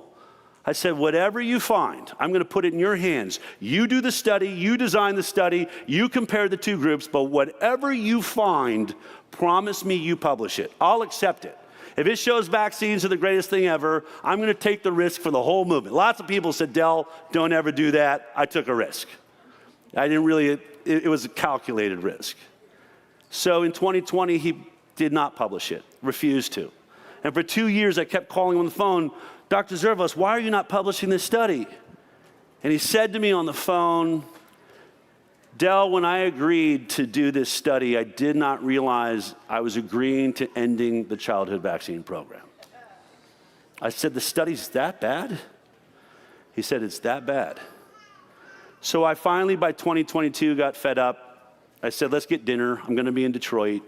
And I wore hidden cameras and recording equipment. And I went and had dinner. This is the trailer for that film. We'll be screening it tonight right around 7:30 if you want to watch it. We are now the sickest country in the world. It is now believed that over 54% of our kids have a permanent chronic disease. Shouldn't we look closest at the one product designed to alter our immune system for life? There'd be one easy study to rule it out, the vaccinated versus unvaccinated study. As fate would have it, Del met Marcus Zervos. He agreed to do a vaxxed versus unvaxxed study. Kids that are vaccinated, it doesn't look so good. 4.47 times the amount. 5.5 times risk. 6 times increase. Amongst the unvaccinated group, there were 0. Like, if this is true, this is devastating. And it needs to be published. This is information the public should have had in 2020, and I forced the issue. Did you see how Ford responded? They said this report was not published because it did not meet the rigorous scientific standards we demand as a premier medical research institution. They have forced our hand. We're going to have to show them the footage. I'm going to bring hidden cameras and recording equipment so that no matter what happens at this dinner, I can prove it happened. What do you think about the study you guys have done? Well, I think it's a good study, but it does have limitations. Do you find any flaws in the study? I mean, is there a way they could do the study better? Not that I put it out just how it is. I don't want to say it's not the right thing to do. It's the right thing to do, but I just don't want to. Somebody's going to come back and they're going to say, you know, the study is flawed. The unpublished Henry Ford analysis is fundamentally flawed. How about looking at this as important scientific information that can inform how the proper study should be done? Won't be taken like that. And then I can say, because there's a political agenda to it. Is what your study shows, is it important? Yeah, it is important. I'm just not going to do it. I'm not going to do it. If I can't get the study out, then what hope is there for every kid in the future? I said to you, if you do this study, you're going to come under fire. You said, I don't care about that. I'm all about the data, and I'm about to retire anyway. That's literally what you said. Yeah. So your energy has definitely changed on that. But energy's changing. Publishing something like that, might as well retire. I'd be finished. This is an inconvenient study for the entire vaccine agenda.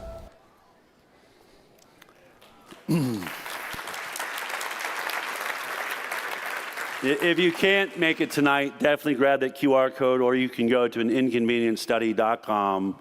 It's free for the entire world. You might have to move through all the different languages now. I'm actually heading to Japan tomorrow to screen it in Japan. I was just in France, in Poland, in Italy. This issue is affecting the whole world. We're the worst because we're giving the most vaccines, the earliest and the highest numbers. I think Japan might be right next to us, and they're seeing skyrocketing rates of autism and everything else. So if we compare, what did God say? Don't ever become so knowledgeable of good and evil that you start thinking you can mess with one disease or 16 diseases inside of the biome of a human child and not throw it completely out of whack. Our children have been thrown completely out of whack. We are in a species crisis. Our children's fertility is plummeting, both in men and women. Our immune systems are now attacking our own bodies instead of protecting us, and we're the only mammal that's happening to on Earth. Why is the most intelligent mammal the sickest one? Because I think we are defying the laws and rules that we were born with. Medicine has its place. It's great at putting us together if we're in a car accident. But with vaccines, think about it, this is where they played God. They really wanted to improve upon the human species. We're going to make it so that you never have to worry about disease. You'll never catch a disease. That's what Stanley Plotkin dreams of, Paul Offit, all these guys that make vaccines. They dream of playing God like Bill Gates and deciding how humanity survives. And they are failing us in a major way. I'll take any questions for the next 20 minutes we've got. Yes, right here.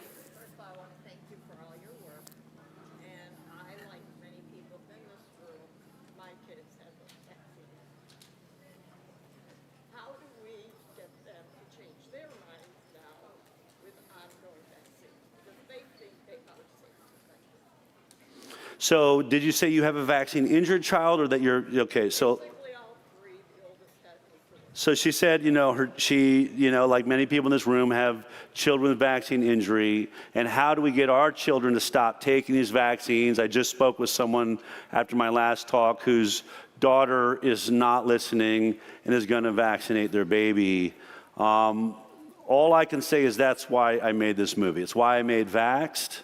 And I think this is even more understandable. This film is very, very simple. In fact, I think God designed it because Senator Ron Johnson, I never thought we were going to be able to get this study published. He hands it to me at that dinner, but it's illegal. I don't have the copyright. I cannot publish it. So we were just sitting there stuck with this story. I couldn't tell. This footage I'd shot, didn't know what to do with it. But then my attorney, Aaron Siri, handed the study to Senator Ron Johnson, and Ron Johnson said, "Oh, I can legally publish this on the Senate website as an act of the public good, and I'm going to do that," which was amazing. But then Aaron called me and said he's going to do a hearing on it in 2 months. You have to make a movie. I was like, a movie, Aaron, takes a year. It got a little heated. I don't tell him how to do law. He shouldn't be telling me how to make movies. But he said, you got 2 months. I don't know what to tell you. That's what it is. It really ends up being the genius of this film. It kept us from getting too deep into COVID or getting on too many sidetracks. It is really efficient and very, very effective. So many people are calling me saying, I got my daughter, I got my son, I got my brother to watch it. That's all I can say. And what I said to the person after the first training is, at least hand them a link. Say, I love you. I don't want to hound you on this. Don't you want to see all sides of this? This is the only thing I'm asking for. It's 70 minutes long. It's not even 90 minutes. Please take that time and watch it, and then whatever you do, I'll bless that. I guarantee you, many of you will see a change if they do it. And by the way, at least you did what you can. That's all any of us can do. All we can do is the next right step. God, and your kids are in God's hands too. And they're playing a role in all of this too. So pray, hand the film over, say, here it is, and pray that curiosity consumes your child so they actually watch it, and I think they'll start a journey. Yeah.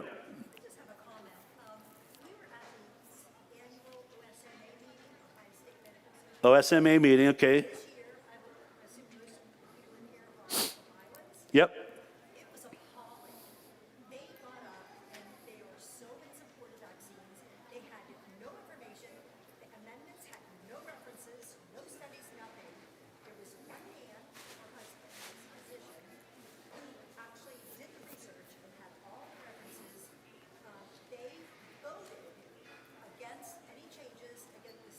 Yeah. Yeah. Yeah.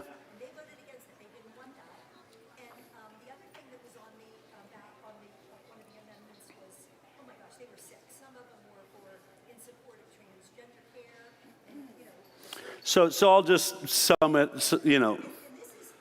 She was at OSMA. One of the husbands is a doctor. They're voting on whether they are going to go with Robert Kennedy Jr.'s desire to drop the vaccine program nearly in half from 17 diseases to 11 or 54 vaccines down to 26. They voted against it. They're not going to follow the CDC. They're also... They're going with the AAP's recommendation, which is a trade organization that's funded by pharma.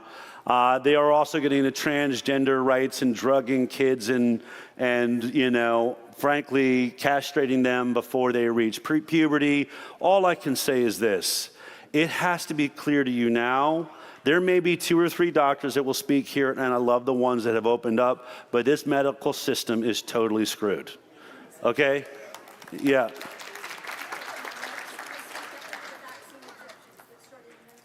Yes. Doctors stood up and said, we don't want to get rid of these exemptions because our insurance will go up.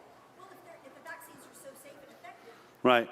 So they luckily, and by the way, you should know, every year in every state, they're trying to get rid of your exemptions. Don't make me have to fight this in Ohio, please. We want to win and know that we're like gaining ground, okay? But ultimately, I want to say this. If you are on statins right now, if you're taking some drugs right now, and you're thinking, you know, I gotta get healthier, you have to do that now. Hospitals kill people. That is what they're the best at. I cannot put it any other way. And they're not going to change.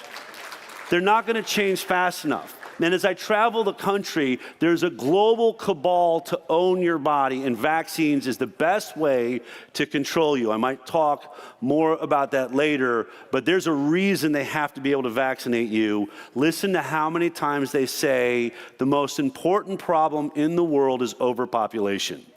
We must reduce population. Bill Gates says it, Barack Obama says it, Klaus Schwab says it, and what I say to you is, you don't have to read between any lines.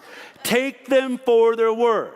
Bill Gates says reducing population is the #1 goal, and my favorite investment is vaccines. All right, do with that what you will. Right back there.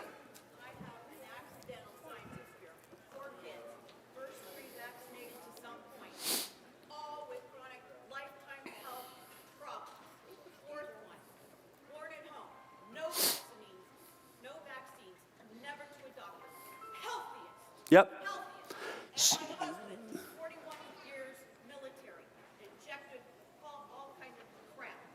In one room, doctor said, COVID vaccine, we can't guarantee won't get COVID. Yeah. Next room, doctor said, you will not get COVID. He said, which one do I believe? Right. Lie? Yes. His retirement and all his benefits. Yeah. We cried, we prayed, he took it. Now he has health problems he never had before. My mother-in-law was just in the hospital with gallbladder problems, and my husband questioned the doctor. And every question my husband asked about the gallbladder, this doctor said, I don't know. Yeah. Yeah, it's really, I mean, what I think is unfortunate is that over the last couple of decades, what you have to realize is doctors are only now drug dealers. let me put it in a nicer way, they're drug marketers, right? They work for pharma. Their education is funded by pharma. Their textbooks are written by pharma. They're no longer on some investigation with you to listen to your symptoms and try to figure out what's going on. It's funny, they accuse us of Dr. Google, but that's all they are. They go, and whatever the recommended drug is, that's what you're getting. Oh, that drug, you're having side effects? Oh, yeah, that happens. We're going to add this drug to get rid of that side effect. Oh, well, I've already got you on 7 drugs right now. All right, well, 8 should be fine. This is what we're dealing with. And, you know, people, I'm starting to get fairly confrontational about this. People will come to me and say, Del, you need to stop them vaccinating the medical students. This happened just the other day. I used to fight for that. I'm changing my tune. No, I am not going to stop vaccinating medical students. In fact, I'm going to go the other direction. I think every medical student should have to take 10 vaccines every 3 months, just like you're doing to our kids. And if you make it through medical school, then maybe you can tell me you believe in this product. But you don't get to avoid it. You don't get to avoid it and then pack it into my day 1 old baby and say you've never heard of a vaccine injury. On top of that, before you ever get to give an SSRI, I want every psychologist and psychiatrist on SSRIs for 2 years and then try to get off of them. Try to get off. And once you're off and you're not having the 50% sexual side effects, then tell me you're going to recommend that to other people. I am tired of this. I am tired of the hypocrisy. I'm tired of the lack of concern of every patient that they see. Find a chiropractor, find a homeopath, find an acupuncturist, find a Chinese medicine doctor, find a naturopath, find someone that will heal you. Get out of hospitals. All right. How much more time do I have? 10 minutes. Good. I'll get to you in a second. Right back there. Yeah.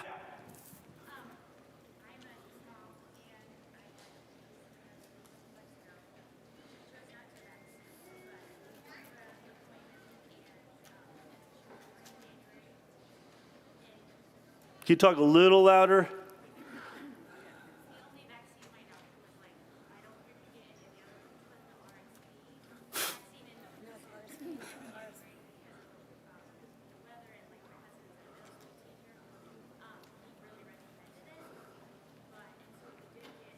You did get RSV, okay.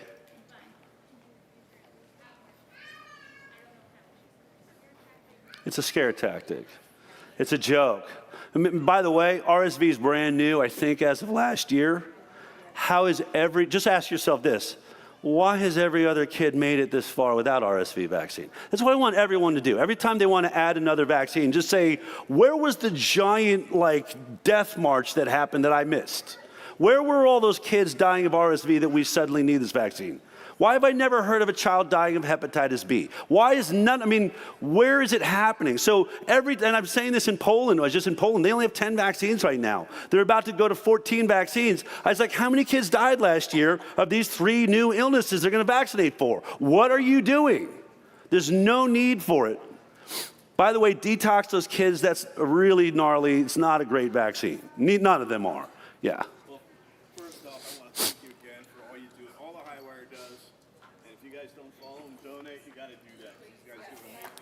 I'll go ahead, and if you want to do that, I'll just put that up for anyone that wants to. All right, go ahead. Secondly, you guys get a lot of pushback in this country, and that's obvious because, we have more vaccines than any other nation, and we have, probably the most doctors that give everyone the hardest time for not vaccinating. It's not like that in Europe.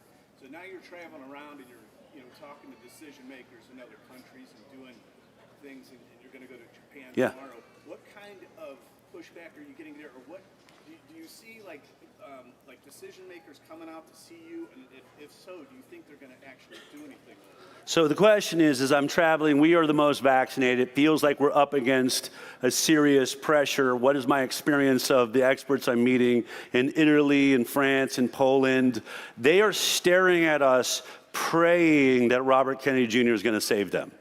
It's really kind of scary. I was like, look, Bobby's going to try to do a lot of things, but there's only so much he's going to get done, and we are running out of time. My message to everyone is we are running out of time. In this country, The very next election could go to a World Economic Forum socialist that will believe in I really think, in my mission now, I'm not just talking about vaccines. I think vaccines is the tip of the spear of a globalist authoritarian system that they're trying to sell us into. And we're one of the only nations standing up against it. But what they need is control of your bodies. And so in every country, this is what is being used. It's going to be health. They tried with COVID. I don't see how they can do it any other way unless maybe they can stage an alien invasion, and that somehow makes us all lock ourselves in our houses. Otherwise, you got to be guaranteed. When Tedros at WHO says about the next pandemic, it is not a matter of if, it is a matter of when. Listen to them. But the other countries, Poland's in worse shape than we are. They may have fewer vaccines, and 50% of them didn't vaccinate. In fact, they talk about that they have a rebellious gene that has been found, yet they're about to pass a law this year that is going to make it illegal to have any holistic health practices. Chiropractic, naturopathy, homeopathy, they will be fined $1 million floaties or whatever their currency is for using anything but pharma medicine. So when you see that, you have to recognize these are test groups. The EU is testing what it wants for all of us. I'm telling you, when I see chiropractors going right now to meet with Bobby and try and get payout systems through Medicaid, I was like, are you crazy? You are asking to be a part of the Death Star. You guys should be making yourselves so far away from it that government will not last. It will not be Trump long enough. It won't be Bobby long enough. We've got to start taking health in our own hands and establishing our own systems and winning lawsuits so that they can never touch us again. Our legal strength in this country is all that is holding up right now. And to your point, France is terrified. Their politicians are terrified. Poland's terrified. Italy, they're all saying, in France, they said they'll take their kids away if they don't have their childhood vaccines. They have no way out. And they're asking me, how do we build a way in? So on that front, we're the best. We may be the sickest, but right now, we have the best government system there is. We need to use it. We got to win all the ground we can now. All the way in the back. Yes, for my family doctor, how do I search? Is it naturopathic? What do I search for a physician that's willing to work with someone like me? Yes, right now I would look up naturopathic doctor, I would look up, chiropractor, but I am building a new website as we speak. It should be launching this year called Wisdom, WISDM, for exactly that reason. It's going to be an educational platform that will teach you about every holistic modality there is, and we're building a directory to all the best of the best across this country and ultimately the world. So that's in the works. Yes. Stand up and talk about my son. He's 35 now, but he's vaccinated. His last shots when he was 3 is when I started noticing a difference. I knew that something was wrong. He went into school, they medicated him, could not get him out of learning disabilities. They did not want to take him off the medications. When he turned, I pulled him and I put him in Christian school. No more vaccines. Then I pulled him in homeschooling and no more vaccines. But when he was 18, he stopped taking the medicine, went off of all of it. But the school would not help us to hold him back, get him in regular classes. It was absolutely horrible. And he still, to this day, deals with OCD, anxiety, all of the things that we've been talking about. The school system, pull your kids out. I agree with that. Yes.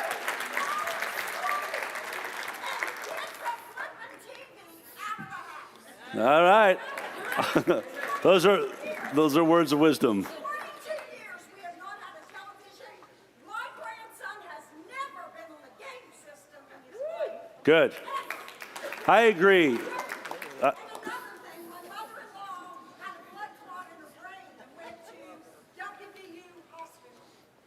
Not one time my mother-in-law for a month had the same nurse. Yeah. One time. My husband never got to talk to any of the doctors. It's all on purpose. There's no system that it's like being in a riptide, but she's right. If you're asking yourself, like, how do I get through to my kids? The education system is teaching them to be drones. It is teaching them the opposite of what the first story we're ever told. Your kids are not being told they're born in the image and likeness of God. They're not being told that there's greatness inside of them. They don't learn history about individuals that reached down deep and somehow found a connection with God and went against all the odds and stood up against incredible adversity, and this nation exists because of that brilliant story. They don't tell those stories anymore. They don't want you to see yourself as an individual. They don't want to see yourself as spectacular. In fact, they want you questioning your sexuality. They don't want you to even look down at your own body and believe what you see there. Even that is up for grabs. They are destroying the minds of our children. They're destroying the connection parents have with their children. They're taking children away from us if we won't use he, she, him, they, whatever pronouns. Our nation has gotten off of track. But that's okay. My message to you and my message to every country I speak to is very simple. You are alive right now for a reason. These issues, this global takeover is going to happen or not happen in our lifetime. We do not hand this off wondering, I wonder how my kids are going to handle that. We are going to lay on our deathbeds and have to think about what we left to our kids. Did we step up, or were we afraid? Were we afraid to talk about freedom? Were we afraid to talk about health? Were we afraid to talk about the crime of forcibly injecting our children? Because if we were, then I guarantee you we lose. We are going to lose in America, and we are going to lose worldwide. But if we use our voices, our First Amendment right, the most important one we have right now, all I can say is we will never be freer than we are right now. We will never be stronger than we are right now. So if it isn't us, and if it isn't now, when? If it isn't us, then who? We must step up. This is our nation, and we are leading the world. One more question over here, and then I'm out of time.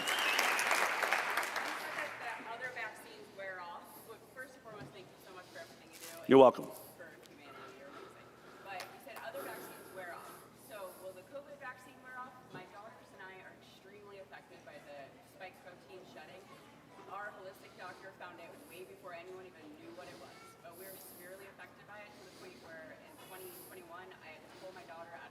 Yeah. Because she would start menstrual bleeding every time she was around anyone.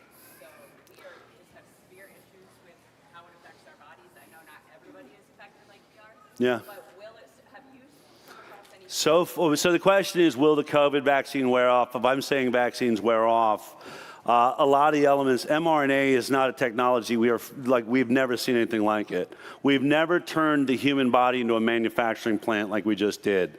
And we are seeing people that were injected still producing spike protein. I mean, just think about that. Just wrap your heads around that for a second. It's really simple. For the first time in history, we made a vaccine that produced the most dangerous part of the virus inside of your body. We've never done that before. We always go for the least dangerous part, so that if something goes wrong, at least I'm not proliferating or being filled with something that's dangerous. We took the bioweapon of this virus, the most dangerous part of it, and made it a vaccine. And not just any vaccine. Instead of just injecting that, spike protein and letting your immune system attack it, we sent a message to your cells to teach it to manufacture spike protein. This is the craziest technology, should never have hit the population without super long-term. I'm not against science. Spend 20 years with that. Let me see 2 generations to see if it crosses over into the DNA, which it looks like it is. It's so dangerous. Is it going to wear off? I don't know. There are great products out there that are trying to deal with it. You can go to Wellness Company. McCullough has products. I'm working with Zero Spike that has an augmented NAC. They say is clearing spike protein. I don't make any claims on any of those things. I don't think anyone can afford the $100 million study, but find whatever is safe, whatever works for you, whatever you're guided to, start detoxing. We are having this stuff shed all over us. I want to thank all of you. If you can come tonight and watch this film, I guarantee, even if you've seen it, it's really cool to have that experience together. I want to thank John for having me. All I want to tell you is we are winning, and because of you, we are going to win. I know you're going to do what's right. Step up. Use your voice. This is the United States of America. Don't let them take it from you. Thank you. See you tonight. Okay, we're going to switch out some technology here. I would just like to mention the person that asked the last question regarding the spike proteins. If you want more information on that, talk to Dr. Julian Dawes, because in addition to treating Lyme, one of their specialties is now dealing with long COVID and the spike protein in particular. So you can find him in the Food and Wellness tent right now. He will be speaking this evening as well. Okay, just give us a couple minutes here.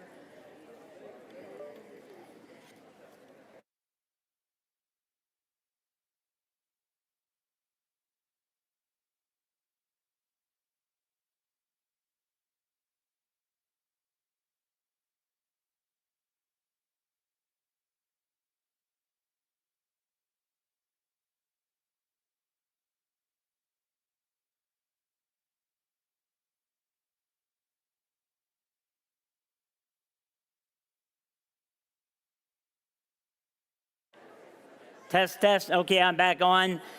So our next speaker is from the Weston A. Price Foundation, and we're privileged to have with us the president of the foundation, Ms. Sally Fallon Morell. So please welcome Sally.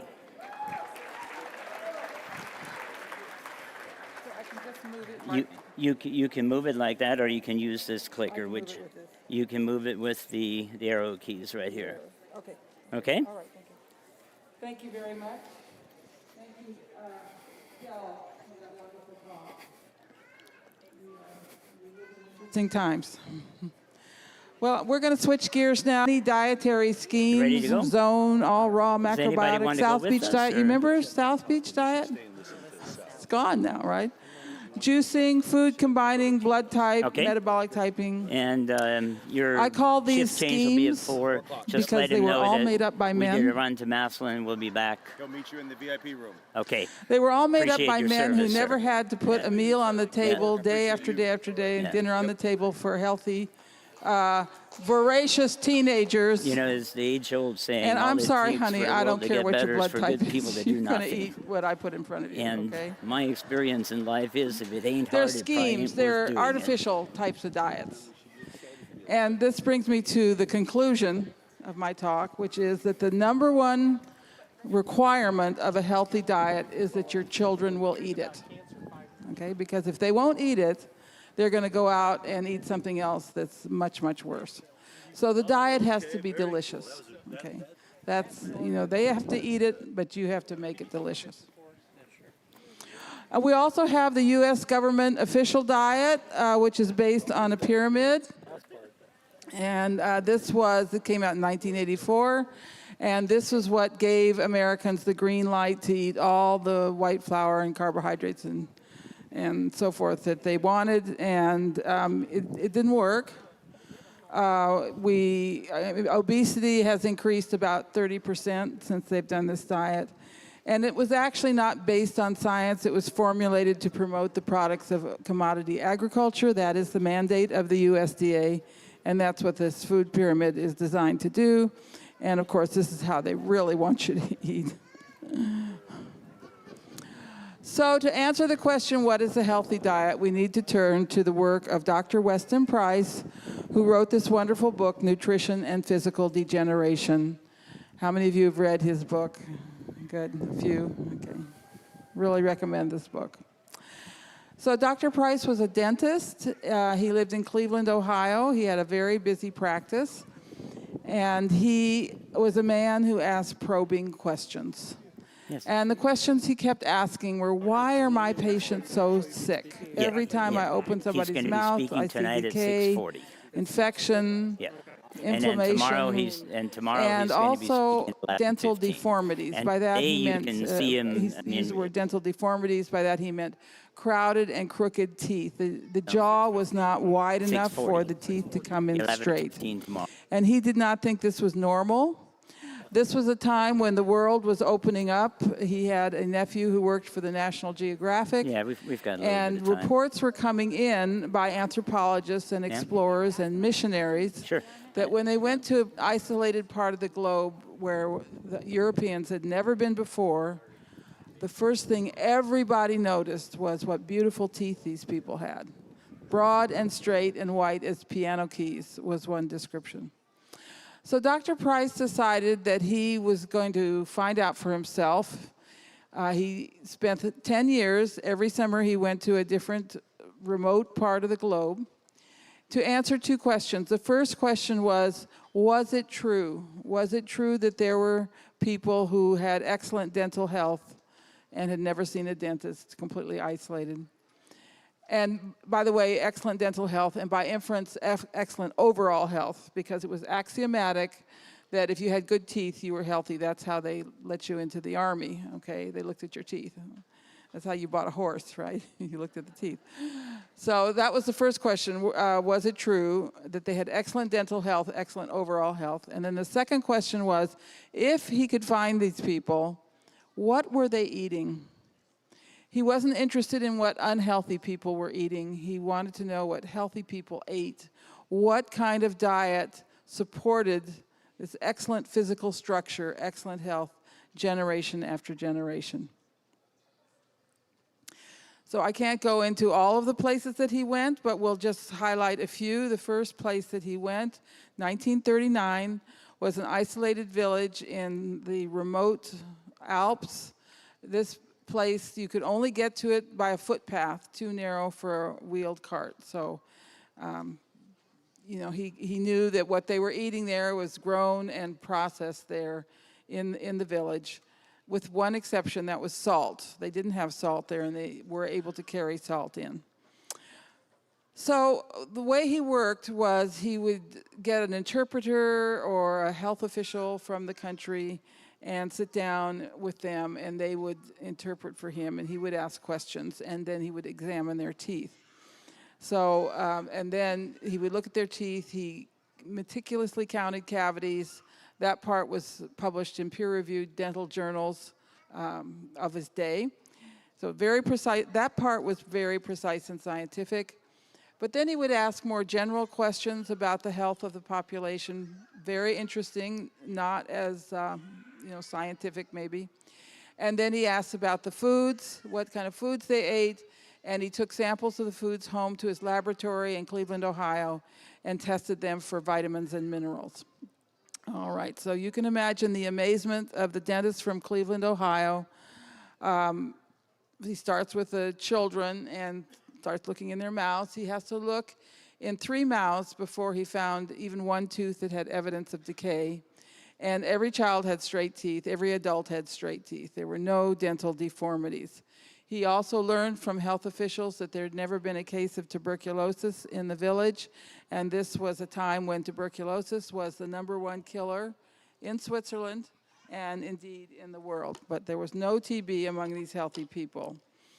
And the photograph on the right is, I know it's hard to see, but these are teenage children, and they have beautiful round faces. Every face is well-formed.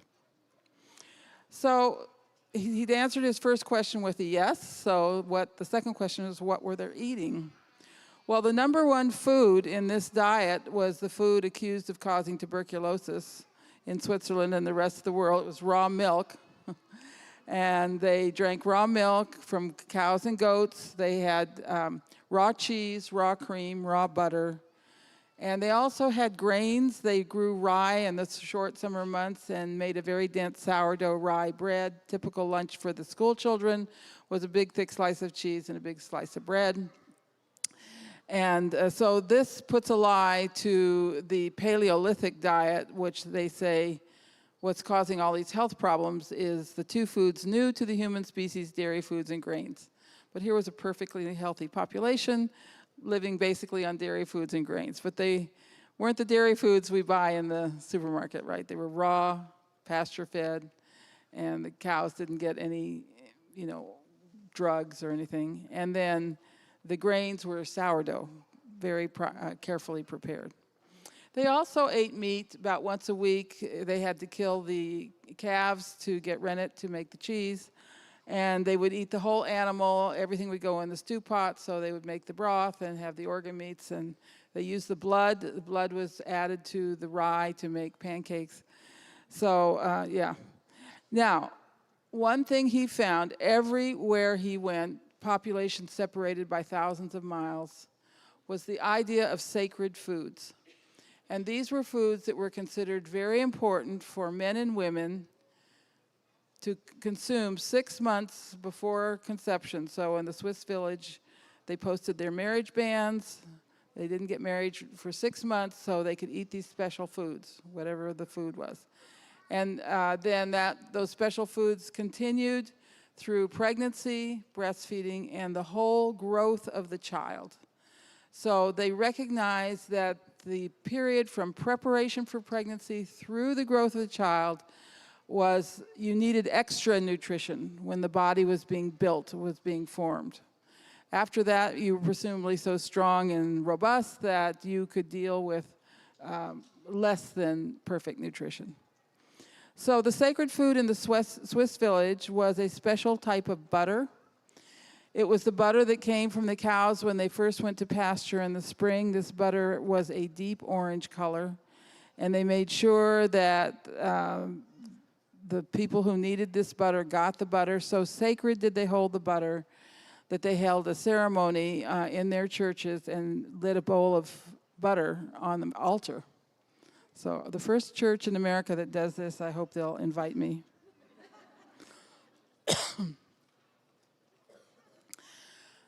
Another pattern that he found everywhere he went was the influx of what he called the displacing foods of modern commerce in other villages where roads had been built.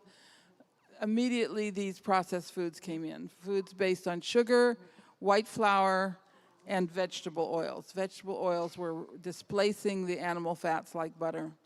And here he found not 1 tooth in 100, but 1 tooth in 3 was decayed. And the two children, see the bottom two photographs, the children born of parents who had changed their diet to the modern foods, they didn't look the same. Their faces were more narrow, their nostrils were pinched, the upper third of the face wasn't as broad, and they had crooked teeth. And they had TB, and it became very difficult for the mothers to give birth. And he found this pattern everywhere he went. The other European group that he was able to study were some Gaelic people living off the coast of Scotland in the Outer Hebrides, a very healthy, hardy, very spiritual population. And this was a windswept island. They didn't have any animals on the island. They couldn't have any trees. They didn't have fruit or nuts. They didn't have vegetable gardens. They couldn't grow kale. How could they possibly be healthy if they didn't eat kale? So what were these people eating? Well, these people were eating seafood of every type, and not just the skinless fillets. They ate the livers of the animals. They steamed the livers to get the oil out of the liver, the cod liver oil. They also had oats on the island, and they made the oats into porridge and oat cakes. So this was seafood and oats. And the sacred food, the food that children got every morning for breakfast to make sure they'd grow up healthy and strong, was fish heads stuffed with oats and chopped cod's liver. Eat your breakfast here. These beautiful people are Seminole Indians living in Florida, and they were still living off of game and fish and maybe some grains. Very beautiful people. They look noble. All these well-developed faces look like nobility. Of course they look like nobility. We are all children of God, and we have been given a blueprint for a temple that is supposed to be perfect. Whether or not we build that temple according to the blueprint, that depends on the building materials. That's our responsibility. This is a partnership with God. He gives the blueprint, we give the wisdom of the diet. Oops, whoops, oh dear. Okay, so let's compare our beautiful Indian princess up here on the right-hand photo. She's put on all her beads to be photographed by the dentist.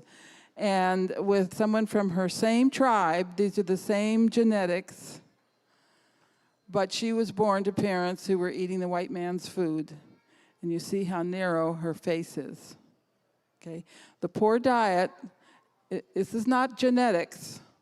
The poor diet has prevented the expression of the perfect blueprint, the perfect body temple. We say that the teeth tell the tale. The mouth is the part of the body where we can see inside. It's the only part, okay? If the teeth are straight, if they've come in naturally straight, it means there's plenty of room in the head for the pituitary, pineal, the hypothalamus, the sinus cavities and the ear tubes will be large, and the individual will be protected from illness in those areas. Good skeletal development, good musculature, keen eyesight and hearing, and one of the first things to go is the eyesight. Optimal function of all the organs, the pancreas, the liver, the kidneys, they will all be perfectly formed, just like the teeth in the mouth. And there's an emotional biochemistry that will be working, and they will be optimistic. They'll learn easily. Many of these traditional cultures, they had prodigious memories that just defy explanation, really. And finally, when the face is broad and there's plenty of room for the teeth, the pelvic opening will be round, and that is the ideal shape for the baby to come through. The other thing that explorers noticed, in addition to the beautiful teeth, was how easy it was for these women to have babies. So if the teeth are crowded or crooked, it'll mean there'll be compromised space for the master glands in the head. And I especially want to talk about the hypothalamus. The hypothalamus is the seat of impulse control. It's also the gland that produces the cuddle hormone, oxytocin, which makes us feel warm and loving to each other. That will be compromised. And what are we seeing today? We're seeing a society that's more and more plagued with violence and with lack of impulse control. That is because the hypothalamus has not been formed properly in the womb. And if that doesn't happen, it affects the person's whole life. Poor posture, poor development, easily injured, poor eyesight and hearing, compromised function of the organs, and then the emotional and behavior problems, depression, learning problems, and finally, the pelvic opening will be oval, not round, and there'll be difficult, painful, even life-threatening childbirth. Finally, we'll talk about the South Seas. These are my favorite photographs in the whole book. Look at the dental structure of these young men. It's just absolutely perfect. Very broad faces, broad jaws, and look how happy they look. These are teenagers. Our teenagers don't look like this, do they? Foods of the South Sea Island, quite different than what we've seen before. They are obviously lived on a lot of seafood and not just the skinless fillets. They had octopus, crab, all kinds of shellfish. Right-hand photograph is pig. They had wild pigs, and they cooked the pigs in underground ovens with very careful ways of preserving the blood and the fat. That was never thrown away. Lower right hand is the taro root. So this was quite a high carbohydrate diet. He found all ranges of carbohydrate consumption. And they were prepared by fermentation, by burying them in the ground. And then on the lower left, these happy young men. The one in front is eating something he did not get from a vending machine. a delicious fatty sea worm. Now, please be assured I'm not going to tell you you have to eat sea worms or fish heads or get your kids to eat them, because there's other more acceptable ways of getting this good nutrition. Yay. The very interesting photograph from Tahiti. These are shark stomachs hanging in the trees, and they've put the livers inside the stomachs. The stomachs are very strong, and they don't decay very quickly, and the livers start to ferment in there, and the shark liver oil drips out. And that was considered a sacred food, very important for preparing for pregnancy, breastfeeding, and having and growing healthy children. And it's not just the women who prepared, but it was the men also. And here we have the result of the Western diet, the narrowing of the faces. In the second generation, TB appears, of course, rampant tooth decay, all the modern health problems, and those beautiful smiles have disappeared. So this photograph perfectly illustrates the difference between normal facial structure on the right. That's the facial structure that was given to all of us. That's our blueprint. And what happens on the left when the diet is not enough nutrients in it during the growing period. And it's like if you wanted to build a house and you had a blueprint for a nice wide door in your house, and instead of putting a strong beam across that door, you just got a 2x4 because you couldn't afford anything else, or you couldn't find anything else, or you didn't care. And you put that across your door, you'd have to build a narrow door, or your whole house would fall down. And that's what this narrowing of the face is. It is an adjustment the body makes so it can survive. But you can only do that for a couple of generations, and then there's no more reproduction. And that's where we are right now. We're in the 11th hour, and we're the only ones who can turn this around. So I've included some pictures of arches, just to, this comparison with a building, needing strong building materials. And then in the lower pictures, we have dental arches. The arches on the right are taken by Dr. Price, a dental cast. They show, look how wide they are, how straight and even the teeth are. This is perfection. This is beauty. This is the natural order. And then on the left is the dental cast of an American adult. And you see the whole palate is much smaller. Teeth are crowded and crooked. This is weakness. This is physical degeneration. And as I said, the body can only do this for a generation or two. And then either the child or the fetus doesn't survive, or there's no reproduction. So these are the typical types of dental deformities that the orthodontists are seeing today. They used to blame this on thumb sucking.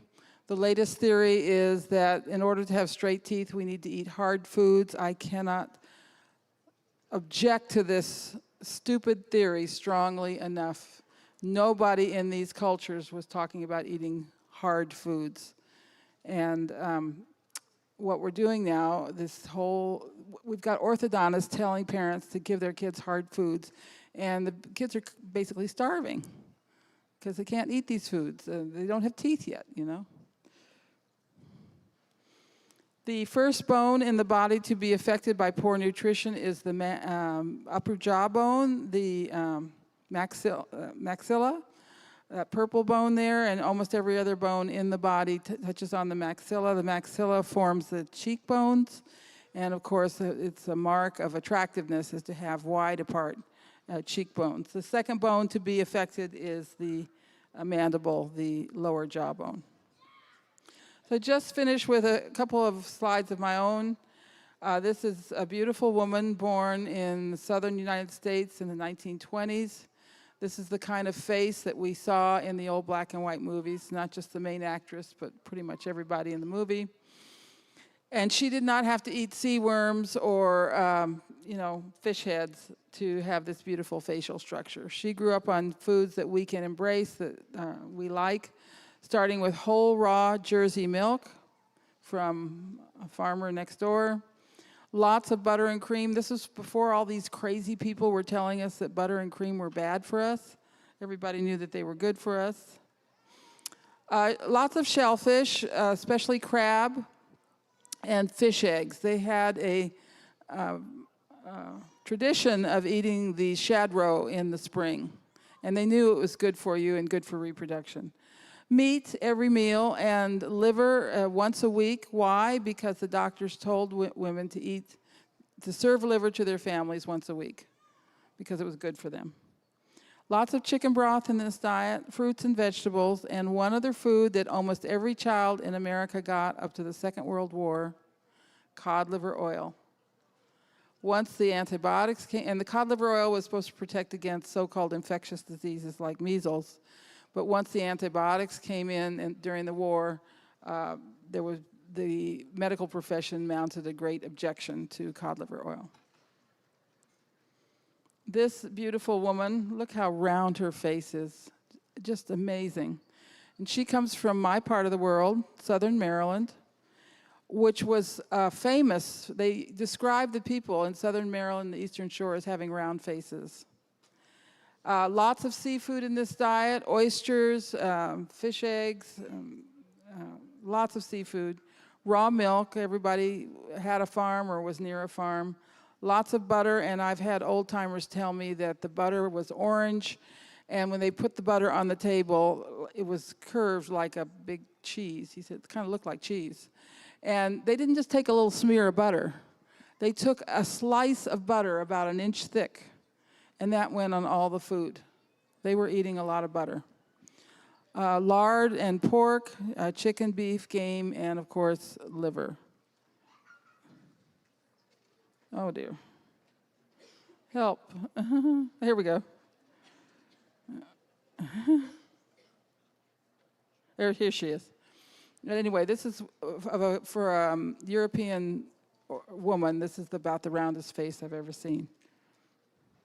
And these are poor children from Central America. They may be what we call deprived, but they have the greatest gift that any human being can have, and that's perfect physical development. This diet might be described as a plant-based diet, lots of rice and beans, but the diet includes raw goat milk, lots of seafood. When they did kill an animal, they ate the whole animal, all the organs, the blood. They made soup with the bones. Insects were part of this diet, cheese, and of course the rice and beans, but obviously a very nutrient-dense, adequate diet. There was an article about Afghanistan in the papers. Look at those faces of the children. Beautiful round faces. These are poor people, and when people are poor and they kill an animal, they eat the organ meats. And it's something that we don't do anymore. By contrast, our modern children have very narrow faces. Almost all of them need braces. As Dell said, 1 in 2 suffers from some kind of chronic disease, including things that used to be in the purview of adults, arthritis, cancer. Cancer is our #1 killer of children. But the good news is that we have lots of wise parents following the Weston A. Price Foundation suggestions with a Wise Traditions nutrient-dense diet, having these beautiful children with round faces, their teeth come in straight. These are the hope of the world. This is what the secret elite does not want to happen here. They want people they can control and that are sick. But these babies coming in, they're the ones who are going to survive and have children. I call this the natural selection of the wise. Okay, so let's talk a little bit about what Dr. Price found, what he summed up. The first principle for a healthy diet is no refined or denatured foods. And that list was rather short in the 1930s. It included sugar and white flour, vegetable oils first coming into the diet about 1915, and displacing the animal fats, Americans stopped using lard, they stopped using butter. And then it became bad to eat the fat on the meat. You remember how that rib roast was 40 years ago? It was just encased in fat. You can't buy that anymore. They cut it off. Canned foods and condensed milk, again, they were made afraid of the raw milk. That list is much longer today. Not only do we have refined sugar, but we have something called high fructose corn syrup. Bottled fruit juices are everywhere. They're just basically naked sugar. White flour, pasteurized milk, and skim and low-fat milk. These are not whole foods. Hydrogenated fats, but mainly the refined vegetable oils. Something else I am very concerned about are the protein powders, and we'll explain why they're so dangerous. We have people starting out their day with what they say is a complete meal, this protein drink. And as I say, I'll explain why these are so dangerous. And finally, all the additives and artificial sweeteners. Americans eat about 10 pounds of additives a year. Let's see. Okay.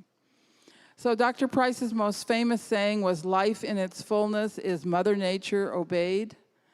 And, you know, science doesn't believe that. They think they've outsmarted Mother Nature, and they can put artificial vitamins in the processed foods and everything will be fine. But factory foods are not Mother Nature's foods. And the first step in a healthy diet is just to not eat processed foods. Second principle, every diet contained animal products, fish and shellfish. Dr. Price thought that the best bone structure occurred in people who were eating fish and shellfish. Birds, and not just the skinless fillets, the organ meats, the fat, and the skin.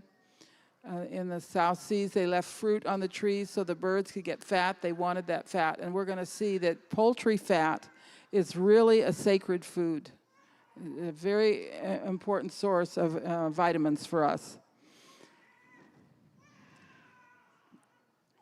Poor baby.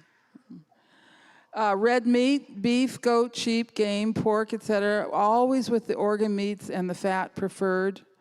In fact, most of them had a rule. In fact, all these cultures had a rule that they never ate lean meat. They always ate the meat with the fat, and if an animal was too lean, they just threw it away to the dogs. Milk products were raw or cultured, never pasteurized, never heated. And eggs from pasture-raised or wild birds. Reptiles and insects were important parts of these diets. That's not something that appeals to us, and we don't have to eat them, but we do need to recognize them as nutrient-dense foods. So why do we need animal foods? First of all, there are nutrients that we can only get in animal products, starting with vitamin A. There's no true vitamin A in plant foods. Vitamin D, let's see. Okay, I'm getting ahead of myself. Vitamin D you can get from the sun, but most of these people got their vitamin D from food. Cholesterol. Cholesterol is a needed nutrient for babies. Babies can't make cholesterol. That's why mother's milk is so high in cholesterol. And they need cholesterol in their food to make hormones, for cell membranes, for just all kinds of things. Vitamin B12, we know you cannot get from animal foods. And certain types of fats. You've heard of EPA and DHA, but there's a fat called arachidonic acid, AA, which is absolutely essential for good health. And we can only get these fats from animal foods. Now, there are many nutrients that we get in both plant and animal foods, but they're far more easily absorbed from the animal foods, starting with calcium. There are really only two good sources of calcium, either dairy foods or bones. And cultures that did not have dairy foods made use of the bones. They ground up the bones of small animals and birds and fish and added it to their food. I don't know if you saw a recent article where they found an old pot, 10,000-year-old pot in China, and there was a residue in the pot, and that residue was powdered bone. So they were adding it to the food. Magnesium, iron, zinc, and copper, again, they're in the plant foods, same with B6, but they're far more easily absorbed from the animal foods. B12 deficiency is very serious. We only get B12 from animal foods. The early signs are neurological, fatigue, tingling in the hands and feet, sleep disorders, and a tendency to irrational anger. Somebody who's flying off the handle all the time, that is B12 deficiency. But psychiatric disorders and chronic disease are also signs of B12 deficiency. A very interesting study in 2014 compared people who described themselves as meat eaters with people who described themselves as vegan or vegetarian. The vegans and vegetarians had more tooth decay, more allergies, more mental illness, that's the B12 deficiency. They needed more health care. They had a poorer quality of life. In other words, they were poorer. They didn't make as much money. And this was the really surprising thing, they had more cancer. And a lot of people promoting vegetarianism out there say that if you eat meat, you're going to get, excuse me, if you're going to eat meat, you'll get cancer, and if you're a vegetarian, you won't get cancer. And it's a lie. It's a lie. And deficiencies from plant-based diets, a very, very long list, not only vitamins and cholesterol, not minerals, but certain amino acids and certain types of very important fats. Okay, the third principle, and this is what we consider the most important principle, that's the principle of nutrient density. This was Dr. Price's key finding. He was testing these foods in his laboratory. He found that the mineral level was very high, 4 times higher than the American diet of his day. And that includes, zinc, iron, magnesium, iodine, all of these minerals. But the real surprise was 10 times more of the fat-soluble vitamins compared to the modern diet of his day. So I do want to spend, for the rest of the afternoon here, time on these fat-soluble vitamins, because this is the crux of what we teach. It's not just don't eat processed foods or don't be a vegetarian. It's making sure you get these fat-soluble vitamins in your diet. So there are 3 of them. We'll start with the first 2, A and D. Where do we get vitamins A and D? Well, we get them in seafoods. Fish eggs is a great source. Fish livers, very high in vitamin A. Fish liver oil, that's your A and D, that's your cod liver oil. Fish heads are high in vitamin A. Shellfish, oily fish, and sea mammals. The seal oil was the highest vitamin A food that he tested. Now, what about the land animals? Well, insects, right? But we don't like insects. So the sources of A and D in the land animals were butter and cream, egg yolks, liver, organ meats, and animal fats. I'll say that again. Butter and cream, egg yolks, liver, organ meats, and animal fats. What do you notice about this list? These are the very foods that we are being told under no circumstances should we eat.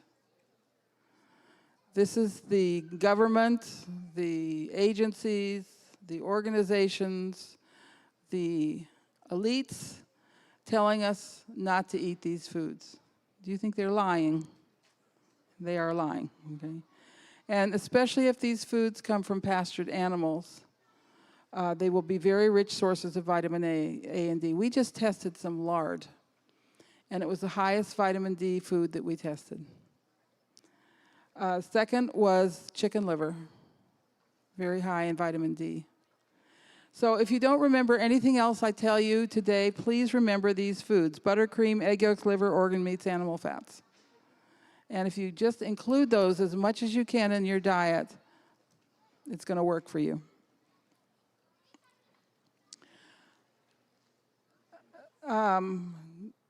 This is in the Bible. 1 Timothy. The Spirit says clearly that in later times, some believers will desert the faith. They will follow spirits that deceive, and they will believe the teachings of demons. These people speak lies disguised as truth. They will stop others from getting married, or it's sometimes translated, hindering marriage. And the modern diet hinders marriage. because it doesn't support the true division of the sexes. And from eating certain foods. God created these foods to be received with prayers of thanks by those who believe and know the truth. So it was all foretold. Dr. Price called these vitamins activators because you need them to use the minerals. All these minerals in the diet will go to waste if you're not getting vitamins A and D. He said it is possible to starve for minerals that are abundant in the foods eaten because they cannot be utilized without an adequate quantity of the fat-soluble activators. If we think of the body as a temple, and we are told to think of the body as a temple, built with bricks and mortar, the mortar are the fat-soluble activator, and the bricks are the minerals, and we need both. You can eat minerals till they come out your ears, but they will not be incorporated properly in your body without these activators. So I do want to go over a couple of myths. The first myth is that we can get vitamin A from plant foods. This is not correct. There is no vitamin A in plant foods. What's in the plant foods are the carotenes. And these can be converted into the true vitamin A in the intestinal tract. Animals do this very well. Humans do not do this well at all. In fact, most European women do not even have this enzyme. And the green and orange and yellow vegetables are not going to be a source of vitamin A at all. So in order to convert carotenes to vitamin A, we need fats in the diet. They're converted in the presence of bile, and you don't secrete bile unless you eat fats. You need thyroid hormone, you need enzymes, many unknown, and vitamin E. Conversion and storage is difficult or impossible for babies and children. They just don't have any of these enzymes or mechanisms online. And this is a time when they're growing and they need a lot of vitamin A, and they're being told, moms are being told to give their children sweet potatoes. And they turn orange. And that's a sign of toxicity, actually. But they're not getting the vitamin A from the sweet potatoes that they need. The children need vitamin A-rich foods like chicken liver and egg yolks and cod liver oil, and breast milk, of course. Individuals with poor thyroid function, poor liver function, poor intestinal absorption, with a high intake of additives and pesticides, even individuals who consume a lot of carotenes, all of that blocks the conversion to vitamin A. So even under optimal conditions, plant sources of carotenes cannot supply sufficient vitamin A for optimal health. And we need vitamin A for so many things. We need it for mineral assimilation, as Dr. Price said. But we also need vitamin A to process protein. What happens when we eat lean meat, egg whites without the yolks, skim milk, skinless chicken breasts, or protein powders, the worst of them all? The body says, protein, I need vitamin A to use this protein. And the quickest way to deplete your body of vitamin A is to eat a high-protein diet. We are not about eating a lot of protein. Of course you need animal protein. You need a certain amount, 10 to 20% of calories. But we're very concerned about these new high-meat carnivore diets that are just loading the body with protein and not enough sources of vitamin A in the diets. They can be very, very damaging. We need vitamin A for fetal development. I'll come back to this tomorrow.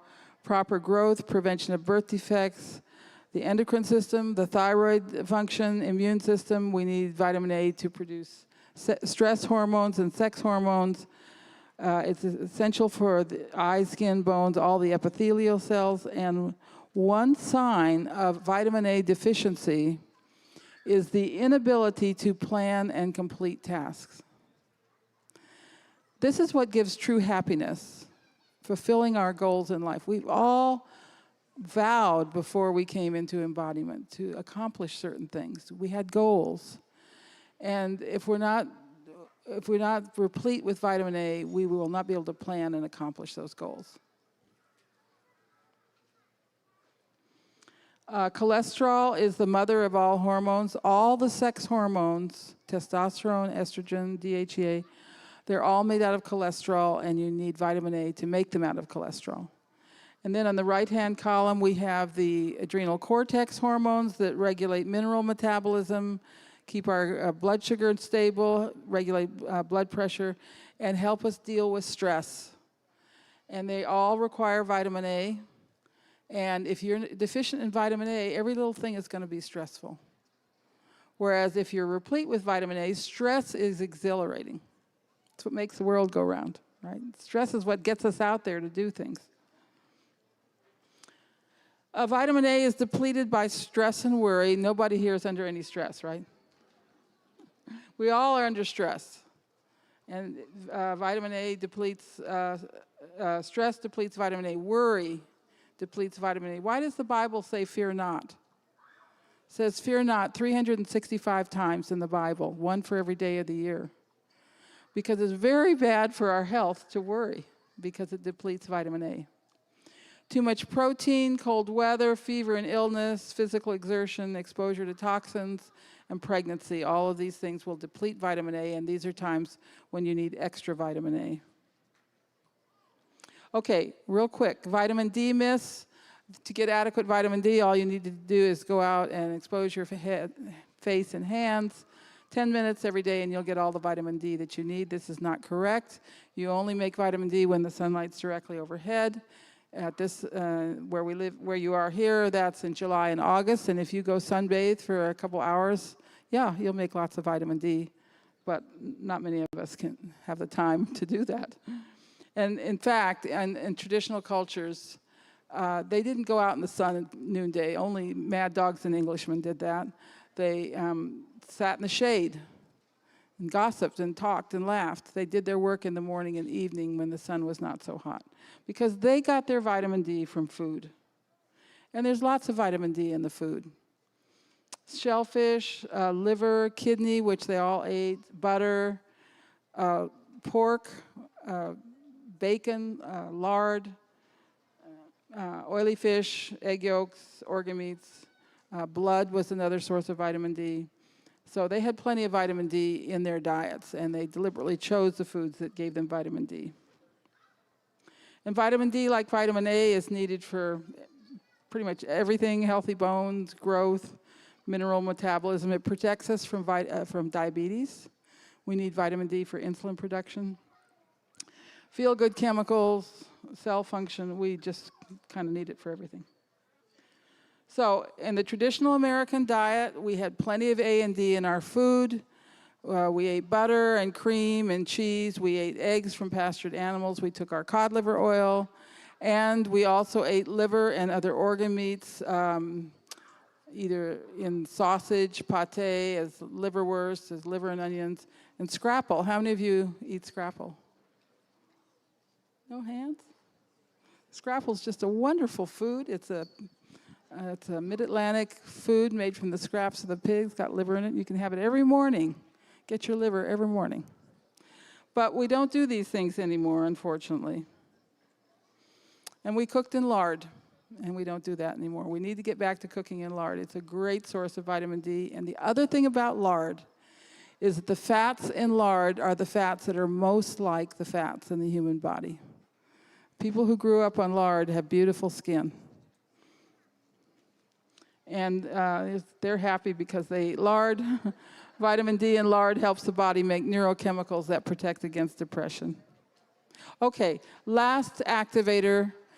Dr. Price called it Activator X. We now know that this is vitamin K2. This is the animal form of vitamin K, not the plant form. And it plays a very important role in growth, and a sign of deficiency is underdevelopment of the middle third of the face. So just the part of the face that gives us that round face. We need vitamin K2 to put calcium and phosphorus in the bones and teeth, and to keep it out of the soft tissues like the arteries. It's involved in the synthesis of myelin in the brain, it supports learning capacity, and it's vital for normal reproduction. These three vitamins work as a synergy, A and D are the signaling molecules. They tell the cells to make certain proteins, and vitamin K goes out and activates those proteins. One of the things that we are most concerned about is everybody taking vitamin D. Because what does that do? They're taking up to 10,000 units of vitamin D that immediately depletes your body of vitamin A. And now they're adding vitamin K to the D, so you're going to even get faster depletion of vitamin A. We need to get these vitamins from food where they all come together. I'll just go on. So where do we get vitamin K2? Well, poultry fat, poultry organs, poultry skin. We recommend emu oil, also the high vitamin butter oil, which is centrifuged to concentrate the vitamin K2 in the oil. Goose liver, duck liver, chicken liver. These are our very best sources of vitamin K2. Goose fat, duck fat, and chicken fat. And in Europe, they ate a lot of goose fat. It was considered a sacred food. We need to get people, please, some of our Amish farmers start raising geese and selling the goose fat. Aged cheeses are a great source, and then egg yolk, butter, lard, the same people, same foods that we saw before, chicken liver and fatty meats. So again, it's all these foods that we're avoiding because we're told they're not good for us. So the cow is a sacred animal. She spends all day in the sunlight eating green grass. I think of the cow as as a transformer of grass and sunlight into these fat-soluble activators, A, D, and K2, and she puts them in her butter fat, a little bit in her adipose fat, and in the organ meats.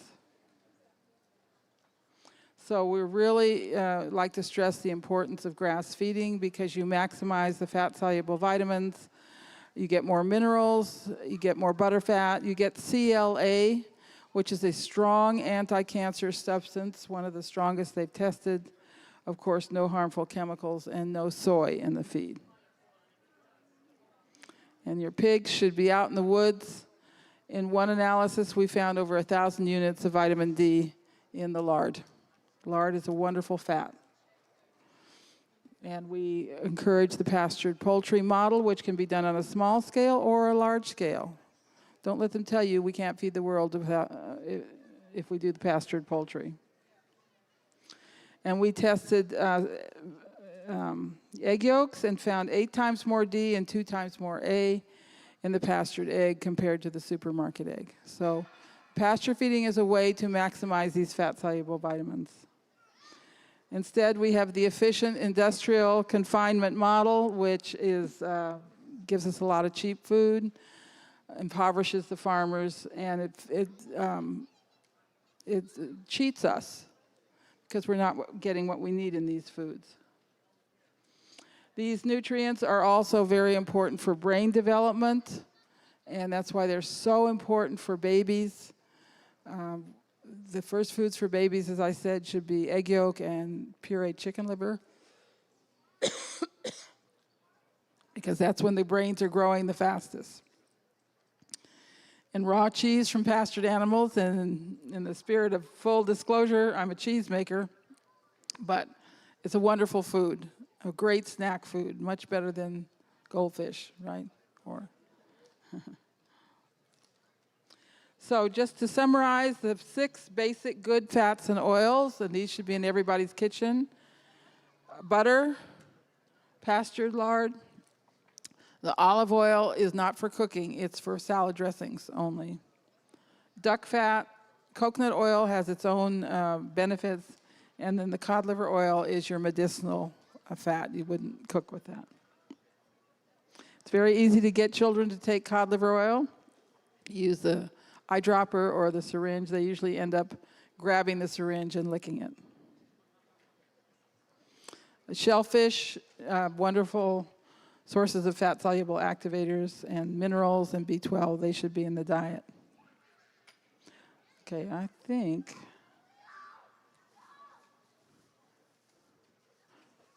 Okay, 3 more slides. We need to learn to eat liver again. It's much easier to do this in Europe because they have delicious ways of eating liver, but sauteed liverwurst, Braunschweiger, pate. You can put it in sausage, you mix it in meatloaf, meatballs, hamburgers. But we need to get liver back in our diet. It is the most nutrient-dense food there is. And no food is higher in nutrients than liver. It's even higher than red meat. Much higher than than apples or carrots or vegetables or fruit. This is a 1940s newspaper article. Liver should be served at least once a week. Can you imagine seeing that in the paper today? Recognize these people? This is Josh Thomas and his film crew. When they came to our house, I was so struck by how handsome everybody was and beautiful teeth. And I got to questioning them what they ate when they were little, and they weren't into health foods. It wasn't raw milk. They didn't get cod liver oil. But all of them grew up eating liver, all 5 of them. I was really struck by that. And this is one of our store customers. He's got the widest face and widest dental arch of any American-born person I've ever met. And I asked him what he ate growing up, and he said, we ate a lot of liver because it was inexpensive. Okay, I'm going to stop here. We've done an hour, and we'll finish up tomorrow with some of the other characteristics of healthy traditional diets. But the fats are the key. So I hope I've left that message for you. Thank you very much.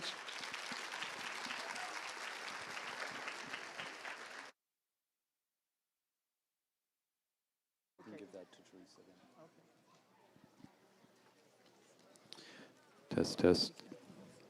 Good afternoon, everyone. Isn't it amazing that so many times in life, the most important things are not talked about? One of those things is nutrition in food. When you read the label of food that you purchase at the store, they get a big bang out of telling you what it isn't. What about telling you what it is? It's much more difficult to declare the nutrients in food than it is to tell you that it's GMO-free or free of whatever is popular these days. So thank you, Sally, for talking about nutrition. Before I introduce Teresa, I'd like to see a show of hands. How many of you have heard of Sam Girod, the chickweed salve maker that was put behind bars for making chickweed salve? Can I see your hands? No, not very many of you? Well, recently I purchased Sam's recipe, and at Timbercrest we started making chickweed salve. So I hesitated to promote this chickweed salve here because we have lots of people here that make since Sam. There's been a lot of people who started to make salve, and some make a decent chickweed salve. I think Spriggs is here. They make a good chickweed salve. But we started making it. So raise your hand if you'd like to have one. Here we go. You're welcome. So that's from our first batch. The Timbercrest booth has it for sale if anybody wants chickweed salve. And I think Spriggs and some of the other herbal companies make a good salve as well. So I'm happy to introduce Teresa Holler. Teresa has been practicing medicine for 30 years, or I guess we can call it medicine. She's had a 90 to 95% success rate treating Lyme disease. So Teresa is here to give you an hour download of what she's experienced over the last years of treating Lyme. So welcome, Teresa Holler.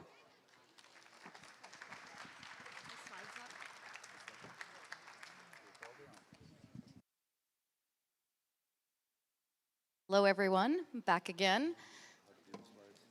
So we're going to go on a deep dive today talking about the 3 Bs, Borrelia, which is Lyme, Bartonella, and Babesia, which are 3 of the main tick-borne diseases. There are other tick-borne diseases, but a lot of them are covered with the same treatments of the 3 Bs. So we'll start with the big 3 Bs and explain what those are and how I treat them using herbals. And what I'm going to do is also show you the clinical studies comparing them to antibiotics. So when you make your treatment decisions, you can make an educated decision as to why. And about a month ago, I had the pleasure of speaking at a conference in Connecticut with Eva Shoppy, who is a bench researcher who studies specifically Lyme biofilm and Lyme persister cells. And she tests them with antibiotics, herbs, and combinations of a bunch of antibiotics, herbals and antibiotics. And so one of the things she did is she presented a video showing a spirochete, which is the active form of Lyme, and when she added an antibiotic, it immediately, right before our eyes, converted to a round body, which is a persister cell. And so what we don't want to do is introduce the Lyme to an antibiotic and create a persister cell if we have herbs that will treat it without pushing it into a persister form. So I'm going to show you some of the data today, and then you can make an informed decision of how you want to pursue your treatment.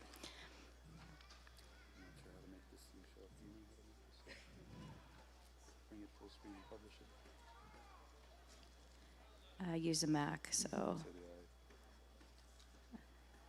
and I don't have my glasses on.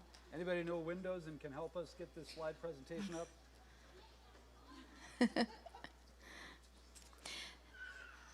So how many people here have been affected personally or a loved one with Lyme or a tick-borne disease?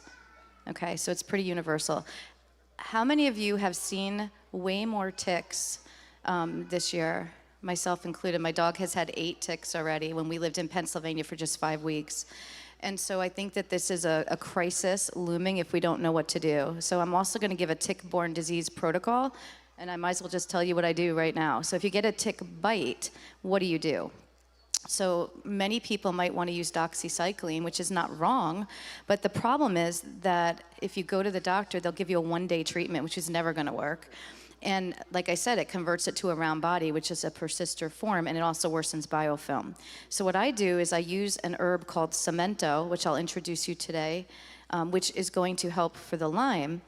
But I can tell you that a lot of what I've learned in medicine, I learned by making mistakes. And one of my employees' daughter had a tick bite, and I like to be cheap. I like to use the least amount of products because that, to me, that's just the best way to do it. We don't want to spend a fortune on a million vitamins. So I gave her that, and about 6 months went by, and her daughter started having rage episodes, and she started throwing knives at her siblings trying to murder them, which is PANS pandas, which I talked about this morning. And it turns out that I knew that's Bartonella. When you see rage and anger, it's Bartonella. Rage, anger, psychosis, treat for Bartonella, even if you can't find it on the lab test. But her lab test was positive for Bartonella, and I felt so bad because if I had added one more herb at the time of the tick bite, I could have protected her from the Bartonella. And that herb is called Nutra-BRT, which stands for Bartonella. All these herbs are from Nutramedics, and they're in the C tent. And so then the only other B that we want to cover is Babesia. The problem with Babesia is it's not a bacteria, it's a parasite, it's a protozoan. And protozoan is just a fancy word for a 1-cell parasite. So instead of being a long parasite with many cells, like a worm, it's just 1 cell, and it's called a protozoa. That's what Babesia is. So you need a different herb to cover Babesia, and that's Chinese skullcap that I use for that. So I just give the 3 herbs, Cemento, Nutra-BRT, and Chinese skullcap at a tick bite. Now some people say, well, I don't want to use 3 herbs. Right? I want to do one thing. So I'm working on making a blend, but in the meantime, some people are using Cryptolepis. Cryptolepis covers all 3. The problem with Cryptolepis is it inhibits fertility, and it's possibly cellularly toxic. So it works, and I use it in my practice, but I'm careful not to use it as a first line. I use it more as if the other herbs don't work, rather than going for more expensive treatments, then that's when Cryptolepis goes in my practice. But it does work. It's a very effective herb. I'm just more cautious with it. And I will show you those studies when and if we have slides later today. So we'll get there, hopefully. So that's how I manage tick bites. Cemento plus Nutra-BRT plus Chinese skullcap. How do I dose it? For adults, I do all of it twice a day, and all herbs go in the same cup. And I like to dose it about 30 to 40 drops twice a day. If it's a child between the ages of 6 and 12, I drop that to 20 drops twice a day, which is about a dropper full twice a day. And if it's a child 2 to 6, then I would half it again to 10 drops twice a day of each herb all together in a cup. And then you do that for about a month or until the bottles run out. Maybe one will run out before the other, it doesn't matter. And then if symptoms develop, that's different, because then you want to treat as if you have that, whatever the symptom is, portraying. If you want to test to see, well, is this Lyme, it takes about a month to develop antibodies. So if you're doing antibody testing, you can't do that as soon as you get bit. You have to wait a month. So you go on the herbs for a month, and then you stop the herbs, and you can test if you want or not test. It's a choice. If you want to test yourself, the best test for testing Lyme at home, in my opinion, is AccuDart. And it's a website called AccuDartHealth.com, ACUDART Health, HEALTH.com. And you can order that test. And the reason it's one of my favorite is it's a finger stick, so you don't have to go to the lab for a blood draw. It's 83% sensitive, which is way better than tests we've had for a very long time. So it's only going to miss 17% rather than 50%, which most tests are. And it looks for 19 different species of Borrelia, Bartonella, and Babesia in total. The problem with it is it doesn't tell you if it's an old or a new infection. So you can't tell. But for me, if you have symptoms and you have something pop red of those infections, I'm going to treat with herbs, so I'm not going to hurt you. I'm just going to do it. So it can be very helpful. It costs $4.99. There are coupon codes that get it down to $3.99. And if you order 10 tests at a time and share with friends, it's $2.99. So it's a great test. Okay. How are we doing? Help is on the way. Okay. I can talk forever, so don't worry. Okay. So when we're talking about Lyme, we're talking about Borrelias, and one of the things we have to know about Borrelias is that only 17% of patients who have Lyme remember a tick bite. So if you are having symptoms that don't make sense, you're chronically ill and you don't know why, then you have to assume that you might have had something like Lyme exposure, because the tick bite, you may not know. And then only about 55% of people actually have a positive lab test, so you can't rely on the lab test. And what about the rash? Well, that bullseye rash that you see, that is extremely rare to get a bullseye rash. And so some people get different rashes, but even that's only about 35% of the time. So one of the symptoms that's pretty much a guarantee that you have Lyme, well, first of all, if you have a bullseye rash, that's pathognomonic for Lyme. That means it is Lyme. If you have a bullseye rash, you have had Lyme. Treat it. Okay? The other thing is that if you have migrating joint pain, so you have a pain in one hip, pain in the other hip, pain in the knee, we're not talking about like a standard illness where it's just one joint.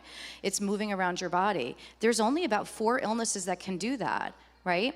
Inflammatory bowel disease, like Crohn's disease can do that, hepatitis can do that, and gonorrhea can do that. If you don't have gonorrhea, you don't have hepatitis, and you don't have the inflammatory bowel disease, then it's Lyme. And so you want to cover that with these herbs. The thing about Lyme, though, is it can often present just as a neurological illness. And in children, it can present just as GI symptoms. Gastrointestinal distress can simply be Lyme or even Babesia. And so we don't even think about that. So if you're doing like a leaky gut protocol, you're doing your functional gut protocol, and the symptoms aren't going away, you really want to think about using herbs that cover for Lyme. And I prefer to test when you're unsure like that, but sometimes we can't afford to do things like that. Okay, so what about Bartonella? So Bartonella, I mentioned earlier today, psychosis, always Bartonella, anger, rage, always Bartonella. Those are classic for Bartonella. Personality just shifts. All of a sudden, someone's got a major temperament issue. Bartonella also causes striae, and striae is just a fancy word for stretch marks that are in places where they don't belong. So if you haven't lost or gained a ton of weight, why would you have stretch marks? So check your child's body, check your own body. You will find stretch marks in some places, and that's Bartonella. The thing about Bartonella stretch marks is if you press your finger on them and then let go, they will blanch. So like they'll go down and they'll come back, right? Whereas regular stretch marks don't do that. So that's Bartonella. Other things about Bartonella is if you have plantar fasciitis, If you've been diagnosed with that, well, maybe you do have plantar fasciitis, but maybe you don't. That's a classic symptom of Bartonella, which means that the sole of your feet hurts. So in children, they might complain that walking on the hardwood floors hurts, or they want to walk up on their toes because it hurts to put their soles on the floor. So pay attention to that for Bartonella. For Babesia, it's sweats. So women who are going through the change might think, oh, this is just menopause, but it's not, because it's all day and all night, and that can be Babesia. So temperature dysregulation, think Babesia. Babesia also presents a lot with a headache, or even like Bell's palsy, where the one side of the face seems paralyzed. You want to think about Babesia in those cases. And then what about mold? Because mold is a confounding diagnosis with all of these tick-borne diseases. And some of the special symptoms for mold can be like lightning bolt symptoms, like electricity going through the body, feeling zapped. Those can be symptoms. And then the next confounder now is going to be long COVID or post-vaccination syndrome. And a lot of the symptoms overlap with that as well. So these are the things that we look for. These are the things that we have to deal with complex chronic illness. So, okay, so let's just talk about how we treat it. So Cemento is the herb that I mentioned that I use most. Every single patient with Lyme gets Cemento. What is Cemento? Cemento is cat's claw. Most of you who've treated Lyme herbally probably know what cat's claw is. Gonna get a show of hands, probably. That's a really common herb for Lyme. But Cemento is a Peruvian unique form of cat's claw, and here's why. So cat's claw has two families of chemicals that are active in cat's claw, and they're called alkaloids, and there's tetracyclic and pentacyclic. But Cemento doesn't have one of those. It only has the pentacyclic. So when you look up research on the immune response, you'll note that in the titles, it'll say pentacyclic chemotype of Oncaria tomentosa. And Oncaria tomentosa is the fancy word for cat's claw. And pentacyclic chemotype is telling you this is not all cat's claw, this is Cemento. And when you look at which one is an immune modulator, it's Cemento. It's the only one that is, because if you have tetracyclic alkaloids in your cat's claw, it's immune stimulating. And that is the worst thing you want to do with a child with PANS-PANDAS. Anyone with this brain inflammation, brain on fire, you do not want to immune stimulate, you want to immune modulate. And so cat's claw can be dangerous. In fact, I've seen a patient develop psychosis from treating Lyme with an herbal blend that had cat's claw. This was a child who didn't have PANS. He was just treating straight up Lyme, and it caused psychosis, and the doctor called me to ask for advice. And I looked at what she did. I said, I bet you just immune stimmed him. Just switch it out. And the child recovered. So we want to be careful about that. So if you want to immune modulate, and of course we do, we want to treat the terrain. We don't just want to clobber bugs. We want to get the immune response back online. And so we do that with Cemento. And so whenever you're using Cemento for Lyme, it's also antiviral, it's anti-inflammatory, and it's immune modulator. But we always want to pair the herbs. I always like to use at least 2 herbs to cover a bug, so that they're synergizing together, making them stronger. And so the most common herb that we use is Banderol. And Banderol is another Peruvian herb. All these are from Nutramedics. They're gonna be in the C booth if you wanna get a catalog later. And Banderol is a toba bark. Banderol is interesting because in addition to treating Lyme, it's actually antiparasitic. And here's what's interesting. I have 5 research articles in these lovely slides behind me. And so, see, right? And these, these 5 research studies show that ticks carry filarial nematodes, about 13.6% of ticks. What in the world is a filarial nematode? Well, nematode is a fancy word for worm, yuck, right? So filarial nematodes are a type of parasite worm that are also in the ticks. So if you're treating Lyme, you have to assume that there's possibly a worm or this nematode also as part of the problem. And this is why I like to use herbs. The herbs are also antiparasitic. In fact, Banderol is used by the indigenous population as an antiparasitic. So we pair that with Cemento. And here's what's interesting. Eva Shoppe, who does the bench research on biofilms and persister cells, found that when she paired Cemento plus Banderol in patients with Borrelia, Lyme, she found that she could reduce the biofilm by 75% without having to add a biofilm agent. So you're able to knock through those biofilms, and both the Cemento and Banderol were tested head-to-head with doxycycline. And I have a lovely graph over here that you can see, right?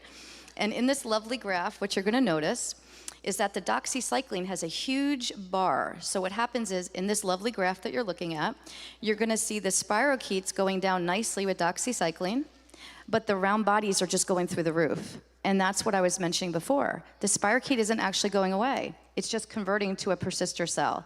And when you remove that antibiotic, what do you think is gonna happen? It's going to go back into the active form, and then you're sick down the road. The Cemento and Banderol both reduce both the spirochete and the round body and the biofilm. And this is why Cemento plus Banderol has long been one of the treatments we use for Lyme. The problem is it going to eradicate the Lyme? Well, that's where stevia comes in, believe it or not. Now, stevia, for those of you who grow your own herbs, this is brand specific. And in this next lovely graph over here, what you're gonna see is different brands of stevia were tested. There were A, B, C, and D. Stevia A was the Nutramedix brand, and it was the only one that had complete and total no growth at all of the stationary phase of Borrelia. Okay, so what does that mean? What's stationary phase? This is another type of persister that no one talks about. You've heard of biofilm, you've probably heard of round bodies, but have you heard of stationary phase? This is the hardest to kill form. Here's what it is. Well, arguably the biofilm is, but here's what it is. When you have a bacteria infection, the first thing it does when it gets in your body is it starts to reproduce, right? It starts to gain a hold on your body, and you get more and more and more of the bacteria in you. And then eventually, the bacteria start competing with one another for resources, so they stop reproducing. They say, we have enough here. And that plateau is called the stationary phase, so they're no longer reproducing. So most antimicrobials, whether they're prescription antibiotics or herbs, they don't actually kill the bacteria, even though we say that. They actually block reproduction. And so it takes a certain amount of reproductive cycles to decrease the population of bacteria. And so if the bacteria is in the stationary phase, none of those is going to have any effect at all. And that is the problem with Lyme. Nothing worked on the stationary phase. So I have a beautiful graph over here of doxycycline, cephalosporins, and dapsone, 3 major antibiotics used for Lyme. And none of them worked on the stationary phase. Even the cephalosporins, which are bactericidal, they do actually kill. And yet it's a tiny bit effective. And then the dapsone protocol. How many of you are familiar with the dapsone protocol? Okay, so the dapsone protocol had a nice effect on the stationary phase, and that is why it was popularized. But it didn't completely eradicate it. And so I was trained on the dapsone protocol about 2 summers ago, and it's no longer the dapsone protocol. That had been advanced to the double dapsone, then the quadruple dapsone, and when I was trained, it was the quadruple dapsone plus pulsing, because it's never ever getting rid of it. Because if you don't eradicate every single spirochete, when you stop treatment, what's gonna happen? They start reproducing again, you're right back where you started. The only thing that eradicated 100% of the stationary phase of Borrelia burgdorferi was Nutramedix branded stevia, which is cheap. It's shocking. It was the only thing ever tested that's been able to do that. Nothing else has done that. Okay, so when will we use this stevia? When would you put it in the protocol? So this is where the art of medicine comes in. When I have someone sitting before me who is extremely ill, the last thing I want to do is plow open biofilm, because stevia also opens biofilm. It reduces the biofilm by 40% by the mass, the quantity of it. But guess what else stevia does? It reduces the viable organisms within the biofilm. This means what's living, the Borrelia that are alive in the biofilm, by 99%. Whoa. That means there's nothing left in the biofilm, 99% gone, just by using stevia. Okay, so we have to be careful. If someone comes in the office and they're looking really, really sick, the last thing we want to do is plow open any extra biofilm. We want to take what's in them, making them sick, and lower it first, stabilize them. And then when they're feeling well, we'll say, okay, are we ready to plow through some biofilm? Then we'll add stevia. Maybe then we'll add serrapeptase, right? Some enzymes that break down fibrin. Maybe we'll add other things. Keep in mind that anything that's a polyphenol breaks down biofilm inherently. What's a polyphenol? Polyphenols are what make your plate colorful. It's all those healthy foods and herbs. They're all polyphenols. So we're already breaking down biofilm, and like I said, Cemento plus Banderol had the greatest effect of all those polyphenols. Okay, so when do you add the stevia? It depends. If someone comes in, they're really sick, I wait, and I put it in when they're able. If someone comes in and they say to me, well, I've been to every Lyme doctor, I've tried everything, nothing works, I cannot get better, and they're stuck, then I might want to put the stevia in right at the beginning, because we have to get into the biofilm to get them well. So it just depends on the patient. But here's what I have to say is certain about stevia. 2 dropperfuls twice a day for 2 months. That is the dose, okay? That is standard, and I'll tell you how I know that in a minute. So 2 dropperfuls twice a day for 2 months. Add it before you withdraw treatment. It doesn't work by itself. It works nicely in conjunction with whatever other herbs work the best for the Lyme. Just add it in. And here's how I came to that dosage. I looked at PCR data. What is PCR data? Well, when you test Lyme, most of the time you're looking at antibodies, right? So you're not actually determining that Lyme is in the body. You're determining that the body is fighting Lyme. They're making antibodies to attack Lyme. When you've been treating for a while, it takes a while for the antibodies to go back to normal, even if it's gone. So if you're following antibodies, you really don't know what you're looking at because it can take 2 years to normalize and the infection could have been gone 2 years ago. But if you do DNA testing, you can see, is the DNA still in the body? And so when I looked at DNA testing, that's PCR testing, I found that when I used 1 dropper twice a day of stevia, it's eradicating the Lyme. It's actually not that hard to get rid of Lyme. Borrelia burgdorferi. But Borrelia recurrentis, which is a little cousin of Lyme, was not going away. And what I discovered in my patients is when you recover patients about 75% from Lyme, and then they're feeling pretty good, they just don't have their energy back, they're not where they were before they got sick, but honestly, they don't care. All the trauma of being that, you know how awful it is. You've been to 20 doctors, you spent your life fortune, nothing works, you're tormented with a million symptoms, and you get 75% better, you walk away and say, fine, I'm good here. But what I found is that last little bit of malaise and fatigue is Borrelia recurrentis. And oftentimes you'll see a 41 band on the Western blot, and sometimes only a 41 band. And that was not going away with 1 dropperful of stevia twice a day. But 2 dropperfuls of stevia twice a day was eradicating even that, only when it was used in conjunction with whatever herbs got them better. If I used it alone, it didn't work. And I saw that happen across the board. The only failure I saw 2 patients that didn't work. One was in mold, and the other one never came back. So I couldn't tell if they were in mold. But mold is such an immune suppressor that it's really hard to withdraw treatment. You can recover people in mold. And I'm gonna present that data tomorrow. It's shocking, encouraging, hopeful information. If you're stuck in mold, please don't miss tomorrow at 2:30 and the other 10. But you can't withdraw the treatment and expect them to not bounce back and be sick again if they're in mold, because you're not eradicating. The immune system can't finish the job when you're in mold. So you'll just stay on the herbs and feel better until you can handle the mold. That's what you have to do for that. Okay, so that's Borrelia. Cemento plus Banderol and stevia at some point, and finish it with 2 dropperfuls twice a day for at least 2 months. The 2 months came from that Dapsone treatment. The doctors who were using Dapsone were saying we're doing it in 2 months. I'm like, well, the data looks better for stevia. I'm looking at the same study you're looking at, so I'll try 2 months, and it worked. Okay, so they gave me the time frame. So that's Borrelia. What about Bartonella? So for Bartonella, this is going to be different, and I'm sort of ashamed to tell you the truth. I had a horrific success rate for Bartonella with my patients for a very long time. I was using Hatunia.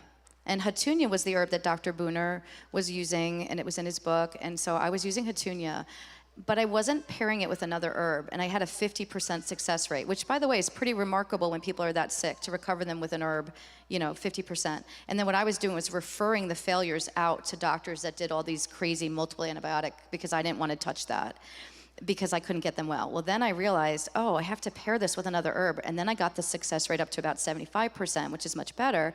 But then if you add a third herb, you're going to get it close to 90, 95. So the NutraMedics came out with a new product called Nutra BRT. Think Bartonella BRT. And it's Hatunia plus Kumanda. And that got the success rate up much better. And then if it fails, you can add another herb. We have slides. Okay, I'm gonna skip most of these, but I do wanna stop on this one. Antibiotics or herbals. So everything I just told you about why I choose herbals over antibiotics, because of the persister cells, the stationary phase, etc.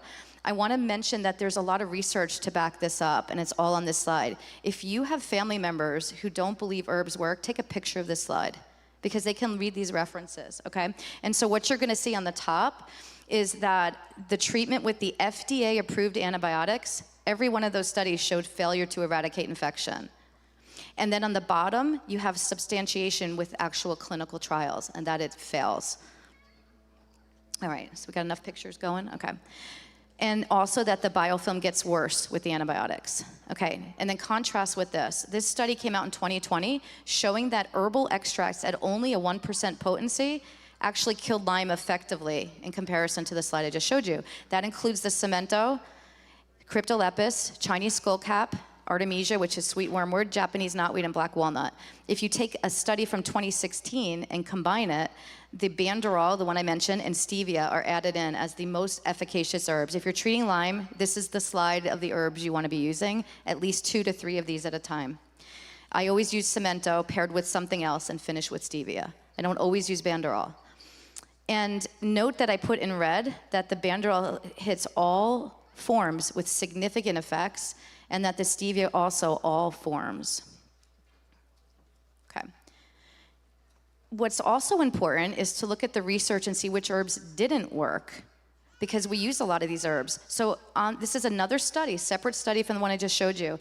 And you notice on the left side of the slide, those are the herbs that worked.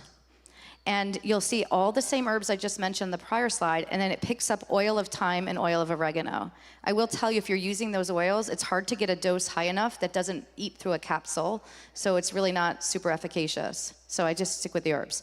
The other herbs tested on the right did not eradicate infection, but they're still useful for other purposes. Like cordyceps is amazing for chronic fatigue. Teasel is amazing for joint pain in Lyme. It's just not going to eradicate it. So we use these things. They're not wrong to use them, but don't rely on them for eradication because they won't work. So this is the Cemento. I'm going to skip all these slides because I just covered them. It's the Uncaria tomentosa. This is the slide showing that in the red box, there's no tetracyclic alkaloids in this product, 0.00%. This is a slide comparing Cemento to doxycycline. And the doxycycline group, 3 improved slightly, 3 got worse, 8 were unchanged, versus Cemento, 100% of patients had marked clinical improvement and 85% were seronegative at the end of the study. I mean, their lab tests were normal. And here's the study that I was telling you about, where you see the doxycycline, where the round bodies are just going through the roof, versus the herb at the green arrow, where they're both going down. And anti-inflammatory support, Cemento lowers the inflammatory cytokines that cause inflammation, and was 86% as effective as prescription Feldene, a prescription anti-inflammatory. So you're getting potent anti-inflammatory benefit. This is the Banderol. Remember I said it's also anti-parasitic. And it's also got the same slide, comparing it head-to-head with doxycycline. And you see that you're reducing both the spirochete and the round body, whereas doxycycline is just creating round bodies. And there's the biofilm mass. Note all the herbs reduce biofilm. The only thing that you see increasing it is the antibiotic doxycycline. And you'll note that the one with the greatest effect is all the way on the right, Cemento plus Banderol, 75% reduction in biofilm mass. And Banderol, like I said, is also an anti-inflammatory, 99% as effective as the prescription anti-inflammatory Feldene. So all of these herbs are going to be polyphenols, and they're effective. We'll just skip this for time. Okay, stevia, I mentioned the stevia. Here's the study showing the brand matters, in case you didn't believe me. Stevia A, no growth. Literally nothing. The other stevias did not work. Why is this important? Well, there was a follow-up study done by a different researcher who looked at which herbs worked for Lyme, and they said stevia didn't work. So I pulled the study because it's the most amazing herb, and I'm like, why didn't it work? And I pulled the materials and methods, and they ordered it from Alibaba from China, and they did not use an herb that should work. And whenever you're looking at something that's been efficacious and you want to prove it, you want to back it up with more research, you should use the one that worked. NutriMedics gives the herbs for free for research, so there's no good excuse for that. And here it is compared with the Dapsone protocol. So this is really crazy, crazy data. The Dapsone protocol is the second from the right, that teeny tiny green bar. The green bar, the stationary phase. And you'll see that the little green bar, that's the only one that lowered the green bar significantly, except for the stevia, where there's no green bar at all. Completely eradicated both the active log and the stationary phase of Borrelia burgdorferi. And you can see it with your own eyes here. The bottom 2 rows is the stationary phase. If you see a little green thing, that's a living spirochete. If it's red, it's dead. Stevia was the only one that was all red. You see little green things, and when you stop treatment, they're going to start reproducing. All right, so this is the biofilm study with stevia. The control biofilm is on the left. Why does the biofilm look green? Because the Borrelia within it, if they're living, are going to stain green. So you're seeing that look green. And you'll see stevia is the only one that showed the 99% death of the viable organisms because they're red inside there. And it was also a 40% reduction in the mass of the biofilm, the size of it. Stevia is great for metabolism. Don't be afraid of weight gain. Women think it's a sweetener and they're afraid of it. It's also anti-inflammatory.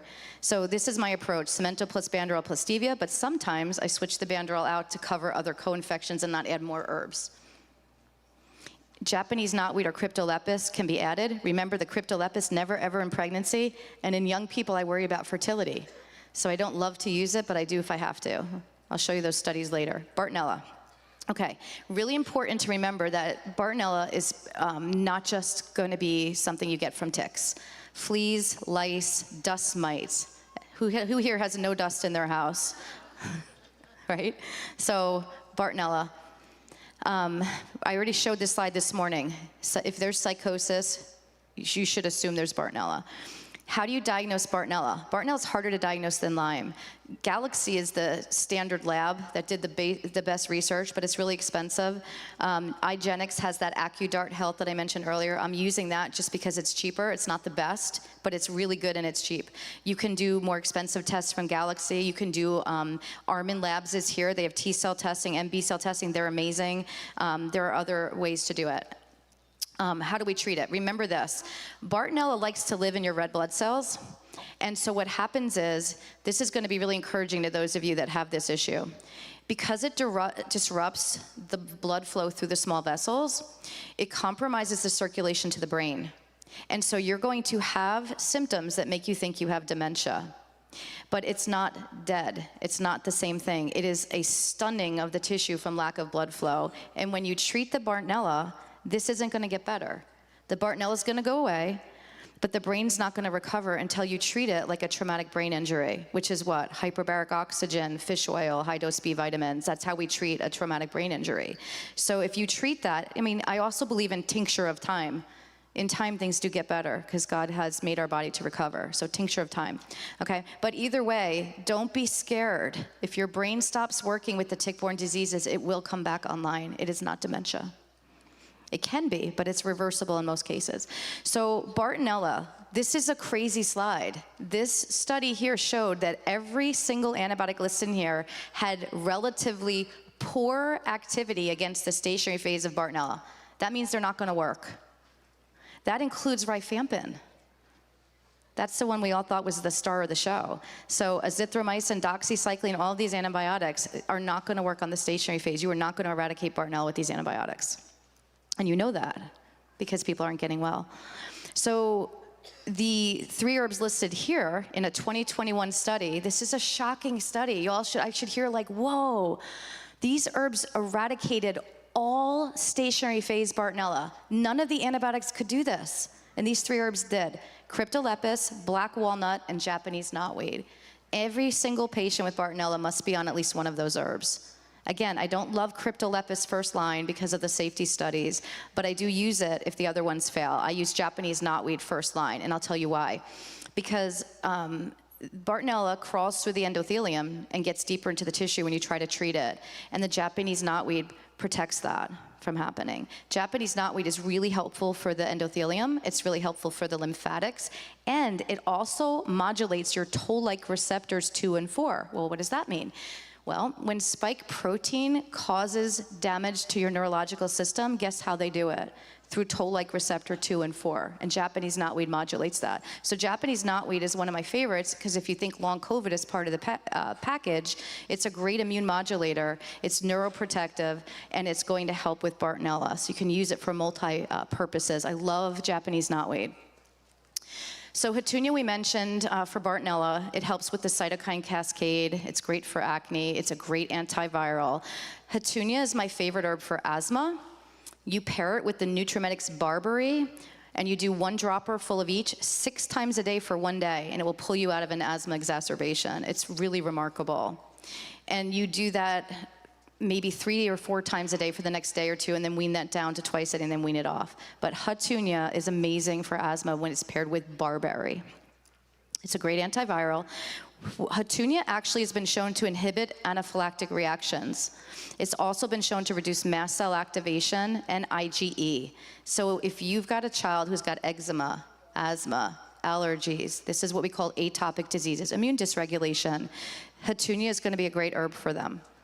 It also supports a healthy microbiome, so being on it long term is not a problem. And there's absolutely not a single contraindication, toxicity, or interaction known with Hatunia, and it's been used for a really long time. So Kumanda. This is in the NutriBRT. It's Hatunia plus Kumanda. Why Kumanda? Well, Kumanda is another Peruvian herb. It's used indigenously as an antiparasitic, so it's going to cover those filarial nematodes, but it covers all 4 groups. We call it a keep herb. It kills everything except people. It's going to kill your bacteria, your parasites, your viruses, and your fungus. I love Kumanda for killing mold if it's in the body. If it's a colonizing mold, it kills Candida, and it kills Mycoplasma really well. Those are the top 3 infections I like to use Kumanda for other than Bartonella. So if you've got Borrelia, Lyme, and you've got one of those other infections, I might choose to pair the Cemento instead of with Banderol with Kumanda, and most commonly I'm using the NutriBRT to get a little Hatunia in with it. So Kumanda is 82% as effective as ibuprofen as an anti-inflammatory, and 112% as effective as Celebrex. So again, all 3 herbs I mentioned, Cemento, Banderol, Kumanda, are anti-inflammatories. So is Hatunia. Japanese knotweed, I already mentioned. It's going to be great for the nervous system, great for the toll-like receptors. It reduces your C-reactive protein. If that's high in your blood work, Japanese knotweed will lower it. It lowers the lipopolysaccharide. Anyone here familiar with the term lipopolysaccharide? Okay, if you do gut health, that's what you're working on. If you have bacterial dysbiosis, the bacteria are releasing lipopolysaccharide, and it is a most potent neurotoxin. It goes right to the brain and causes inflammation. And so it does that by toll-like receptor 4. So Japanese knotweed is helping with blocking the toll-like receptor 4, so it helps with the lipopolysaccharide. Lipopolysaccharide is also found in water-damaged buildings, because mold is not the only thing that grows in water-damaged buildings. Bacteria that produce lipopolysaccharide are also in there, again, causing very significant neurological symptoms. So Japanese knotweed is just like Kumanda in that it's a keep herb. It kills everything except people. It's going to hit the bacteria, the protozoa, the fungus, the viruses, and it hits all 3 Bs, Borrelia, Bartonella, Babesia. So this is one of my favorites. So for Bartonella, what I like to do is Japanese knotweed plus NutriBRT, and at some point you do need to add an enzyme, because Bartonella and Babesia both like to live in these fibrin-like nest biofilms. They have a little more fibrin, so we add serrapeptase or lumbrokinase, and that's always on an empty stomach. So this is a good slide to take a picture of, because the entire protocol is right there. It's exactly what I do. If they don't get better, I do add Cryptolepis. So what I do is I titrate them to the top dose, and once they're at the top dose, I take my time. I drop it, I drop by drop dose, 1 drop twice a day, the next day 2 drops twice a day, and I work it up because we don't want massive die-off reactions. And we hold the line. If they have any new or worsening symptoms, when they go back to their baseline, then they can go up again. Once they get to the top dose, if they're not fully recovered after a week or 2, maybe 3 or 4 at the top dose, I add in another herb. We're not just gonna let them sit there forever and say, is it better yet? Is it better yet? We're gonna add another herb. And that's gonna be either, in the case of Bartonella, it's gonna be Cryptolepis. That's where I do add it, unless they're pregnant. Never, ever, ever use Cryptolepis in pregnancy. So what about Babesia? So Babesia, remember I said, is a parasite. And the symptoms, we mentioned the sweats, and this is where you can get dysautonomia. So what is dysautonomia? I'm sure you've heard of POTS since COVID went around, right? So dysautonomia, the 3 things you think about, mast cell activation causes dysautonomia, and mold, Babesia, long COVID or post-vaccination syndrome are the big 3 for causing this. And the symptoms of this are going to be your heart just races with walking up the stairs with barely doing anything. Or you get up and you feel dizzy like you're going to fall out. And guess what's another symptom of dysautonomia? Bloating. So you have all these people on these digestive gut healing protocols saying, my stomach looks pregnant even when I just drink water, I hardly do anything. That's dysautonomia. So when you see dysautonomia, think of the big 3, COVID, post-COVID, Babesia, or mold. And then there's this new Babesia. It's just harder to kill. We're going to skip that. Well, let me say one thing about it. Number 1, you cannot test for it. T-Labs is the only lab that can do it. So if you think you have Babesia, but your test was negative, so no, I don't have it, you didn't even test for this one. You can't, unless you did T-Labs. This one is really bad. It's harder to treat. It forms nests. And the white matter of the brain is most affected. So that results in a processing, disconnected feeling. These patients come in and tell me they feel like they're floating outside their body, or that they're just like, it's like a weird spiritual thing. They feel off. And that can be Babesia otocollei. So how do we treat Babesia? The most effective herbs are listed here, the top 5. And this is with a study that came out in 2021, and it's looking at what's called IC50 data. IC50, the lower the number, the more potent it is, because it's looking at how much kills 50% of the organism. So the least you use, the more effective. Anything under 5 is crazy potent. Anything under 10 is considered really strong. So what's interesting in this study is they compared the herbs to quinine plus clindamycin, which are 2 antibiotics that are used together to kill Babesia, and the herbs were stronger. They had better IC50 than the drugs. Okay, so which herbs? Cryptolepis. So this is where Cryptolepis is a first line for me, as long as someone's not pregnant, because it was the #1 most effective herb for Babesia. And then Artemisia annua, Chinese skullcap were the next 2, followed by Japanese knotweed. I don't even know what Alcornia is, but it's in the toolbox. Okay, so I always use Cryptolepis, Artemisia, and Chinese skullcap, and if I need to, I'll add Japanese knotweed for Babesia. What is Artemisia? It's known as sweet Annie or wormwood. It is anti-parasitic. If you have a parasite, aside from Babesia, where Cryptolepis was shown to be stronger, this is the best herb for all parasites. This has been studied, it's been around forever. It works on malaria, it works on these weird tropical parasites, it works on Babesia, roundworms, pinworms, Giardia, just everything parasitic. And the IC50 for Babesia, this slide, this is a really technical slide. I'm going to try to simplify it. The reason I put this slide in is some people use Artemisia nin, and I want to make sure you know the difference between the whole herb Artemisia annua and Artemisia nin. I use both in my practice. I rarely use Artemisia nin, but Artemisia nin is just one component of Artemisia. And Artemisia nin can be dangerous because it can cause the liver to be an issue if you use it continuously. And nobody knows how to dose it properly. Artemisinin is never used more than 5 days in a row. Never, ever, ever. I do 3. Why? Well, #1, it's toxic to the liver, and you have to monitor the liver enzymes. Who wants to deal with that? Blood draws, right? We don't want to do that. But second of all, it has an interesting efficacy curve. Most herbs, the longer you use it, the more benefit you get. With Artemisinin, if you use it more than 5 days, it actually loses efficacy, and you're actually getting less effect. So Artemisinin is pulsed for 3 days in a row. Now, I'm not talking about Artemisinin today. I'm talking about the whole herb Artemisia annua. Now, here's why this slide is interesting. The Artemisinin had an IC50 value of 14. Remember, under 10 is really potent. 14 is good. Under 10 is really potent. But there's 2 other chemicals in the whole herb that had an IC50 of 7.4 and 7.8. So the Artemisinin isn't the most potent component of the whole herb for killing Babesia. That's interesting. So I use the whole herb, and then I don't have to worry about the liver. You're still supposed to monitor it, but it's never been a problem. It's just really safe. Never use Artemisia in pregnancy. Never use Cryptolepis in pregnancy. Please remember that, because I'm not allowed to say you can use any herbs in pregnancy, but I'll just tell you the 2 you shouldn't use. Okay, Artemisia is also antiviral. Okay, Cryptolepis, like I said, was the #1 most effective for Babesia. It's also effective for Lyme. It's also effective for Bartonella. Here's the safety studies. I want to take time on this, okay? So this was animal studies, so it's not perfect, right?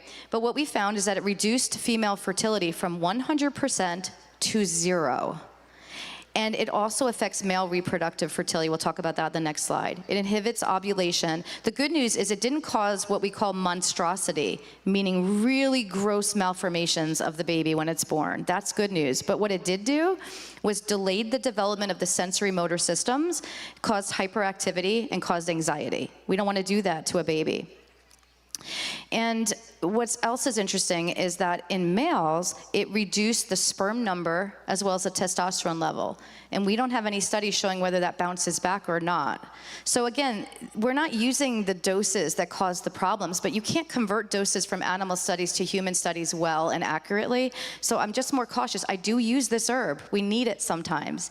But choose the other herbs first, and if they fail, then use this. With the exception of Babesia, I use it first line because it is the best herb, and I can get rid of Babesia quick, so I don't have to use it for a long time. Lyme takes about a year of treatment, Bartonella 4 to 6 months, Babesia you get better in weeks, but you have to treat for a total of 4 months because of the fact that it has a 40% relapse rate for the first 4 months. So you want to at least keep the treatment on board so it doesn't relapse. And people take longer People take longer, but that's pretty standard if you get on treatment and you're treatment naive. If you've been through other treatments and created bigger biofilm in round bodies, it's going to take a bit longer.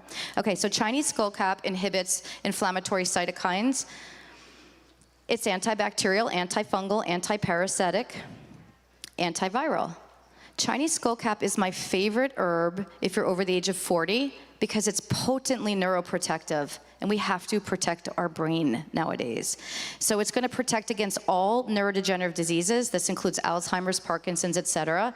And it goes on offense. It even stimulates neurogenesis, which is the growth of new synapses and things in the brain. It does get across the blood-brain barrier, so we know it's getting in where we want it to work.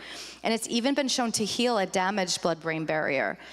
And it also has been shown to decrease the toxicity of amyloid beta, which is what we see in Alzheimer's disease. It also is antidepressant, it's good for anxiety, and it improves cognitive performance. So Chinese skullcap, if you have neurological issues, you want to get on this. Why do I not do it first line in pans?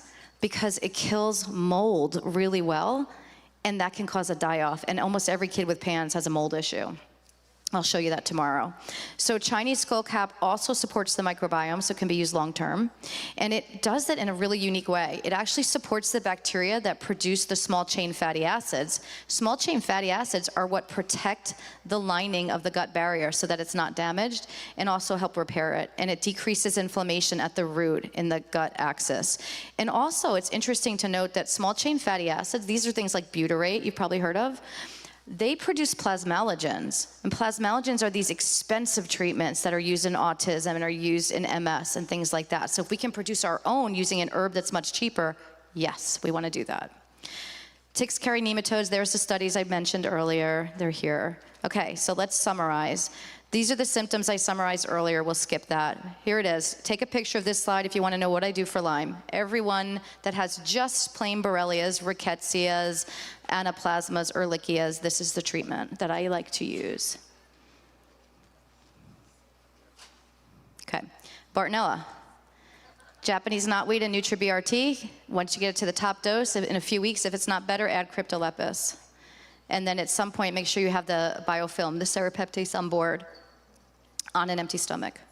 Babesia. Chinese skullcap, Cryptolepis, and Artemisia. Artemisia, you have to check the liver enzymes technically, but remember, it's not really a problem unless you're using Artemisinin, which we're not. Take that with an enzyme like serrapeptase. If it's not enough, add Japanese knotweed. I'm not opposed to using a 7-day course of prescription drugs in Babesia, Mepron plus azithromycin, I've done that. I think the herbs work, but if you want to speed it up, you get patients better in 1 week. It works. And then you follow with the herbs so they don't relapse.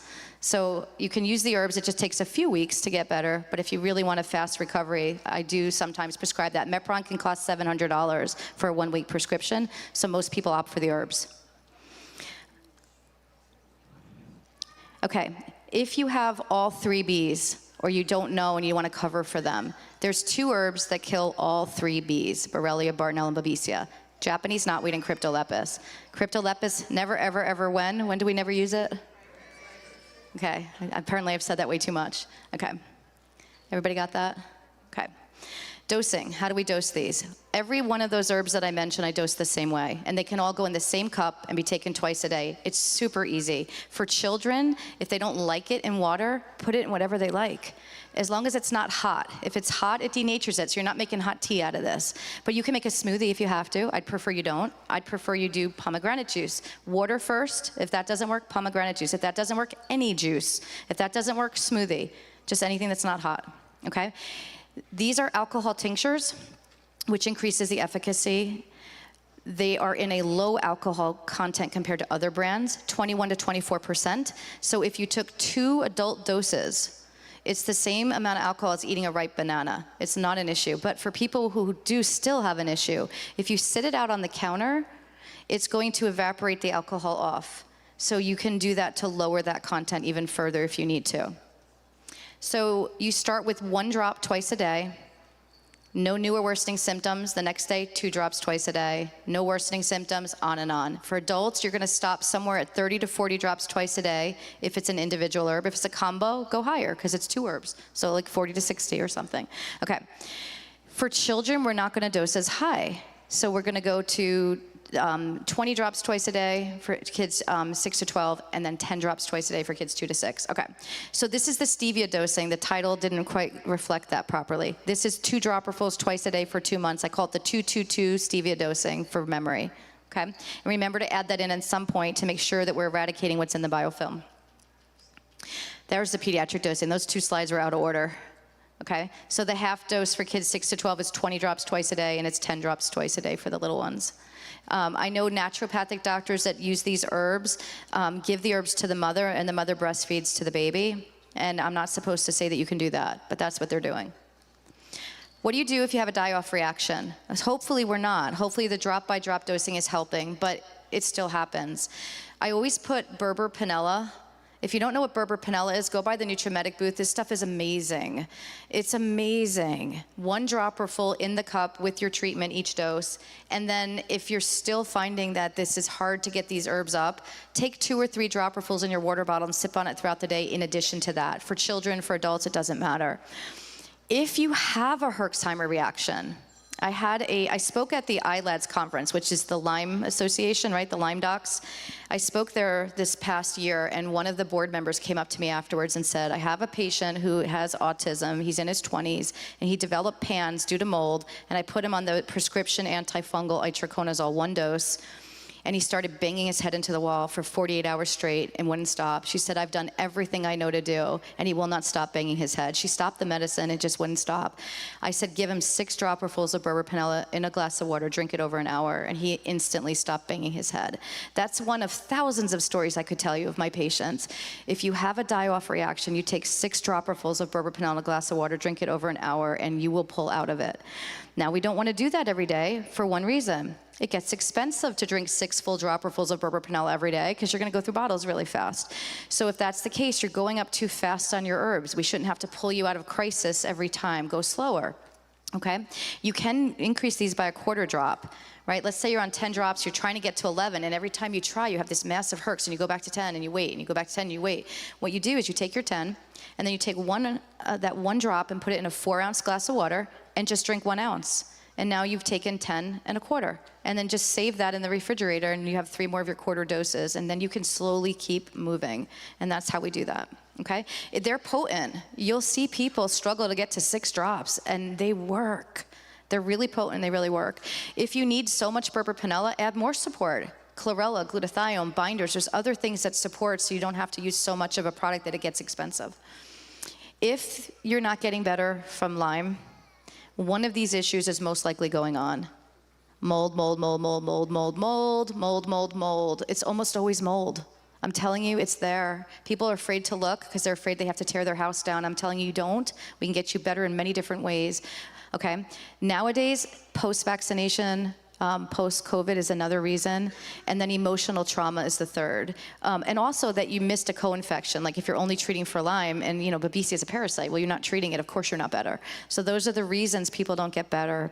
It's not because you're not treating the Lyme correctly with the herbs work, but we have to address all these other things.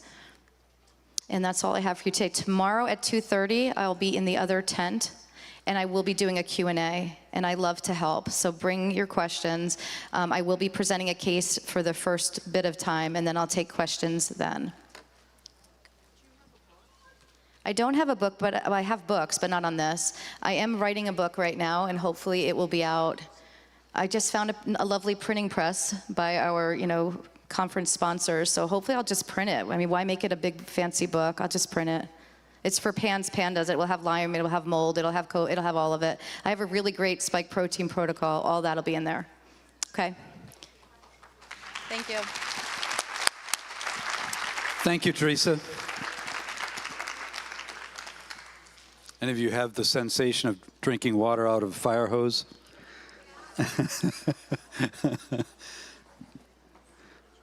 Okay. It looks like somebody knew that dinner was ready at 5 o'clock, so the line is forming back there. The Bylers are preparing dinner for us, so you can find your way to the end of the line. If you care to, we'll bow our heads for prayer before we part. Father, thank you for a beautiful day, and thank you for this time together. Thank you for all the wisdom that we've been hearing today, and help us to absorb and apply it to our lives. Thank you for the amazing food that the Bylers have prepared for us. I pray a blessing on each hand that has worked long and hard the last few days to prepare lunch and dinner tomorrow for us. And Father, the rain that's coming, may it be peaceful and water the land, and may the wind be gentle. We pray in Jesus' name. Amen.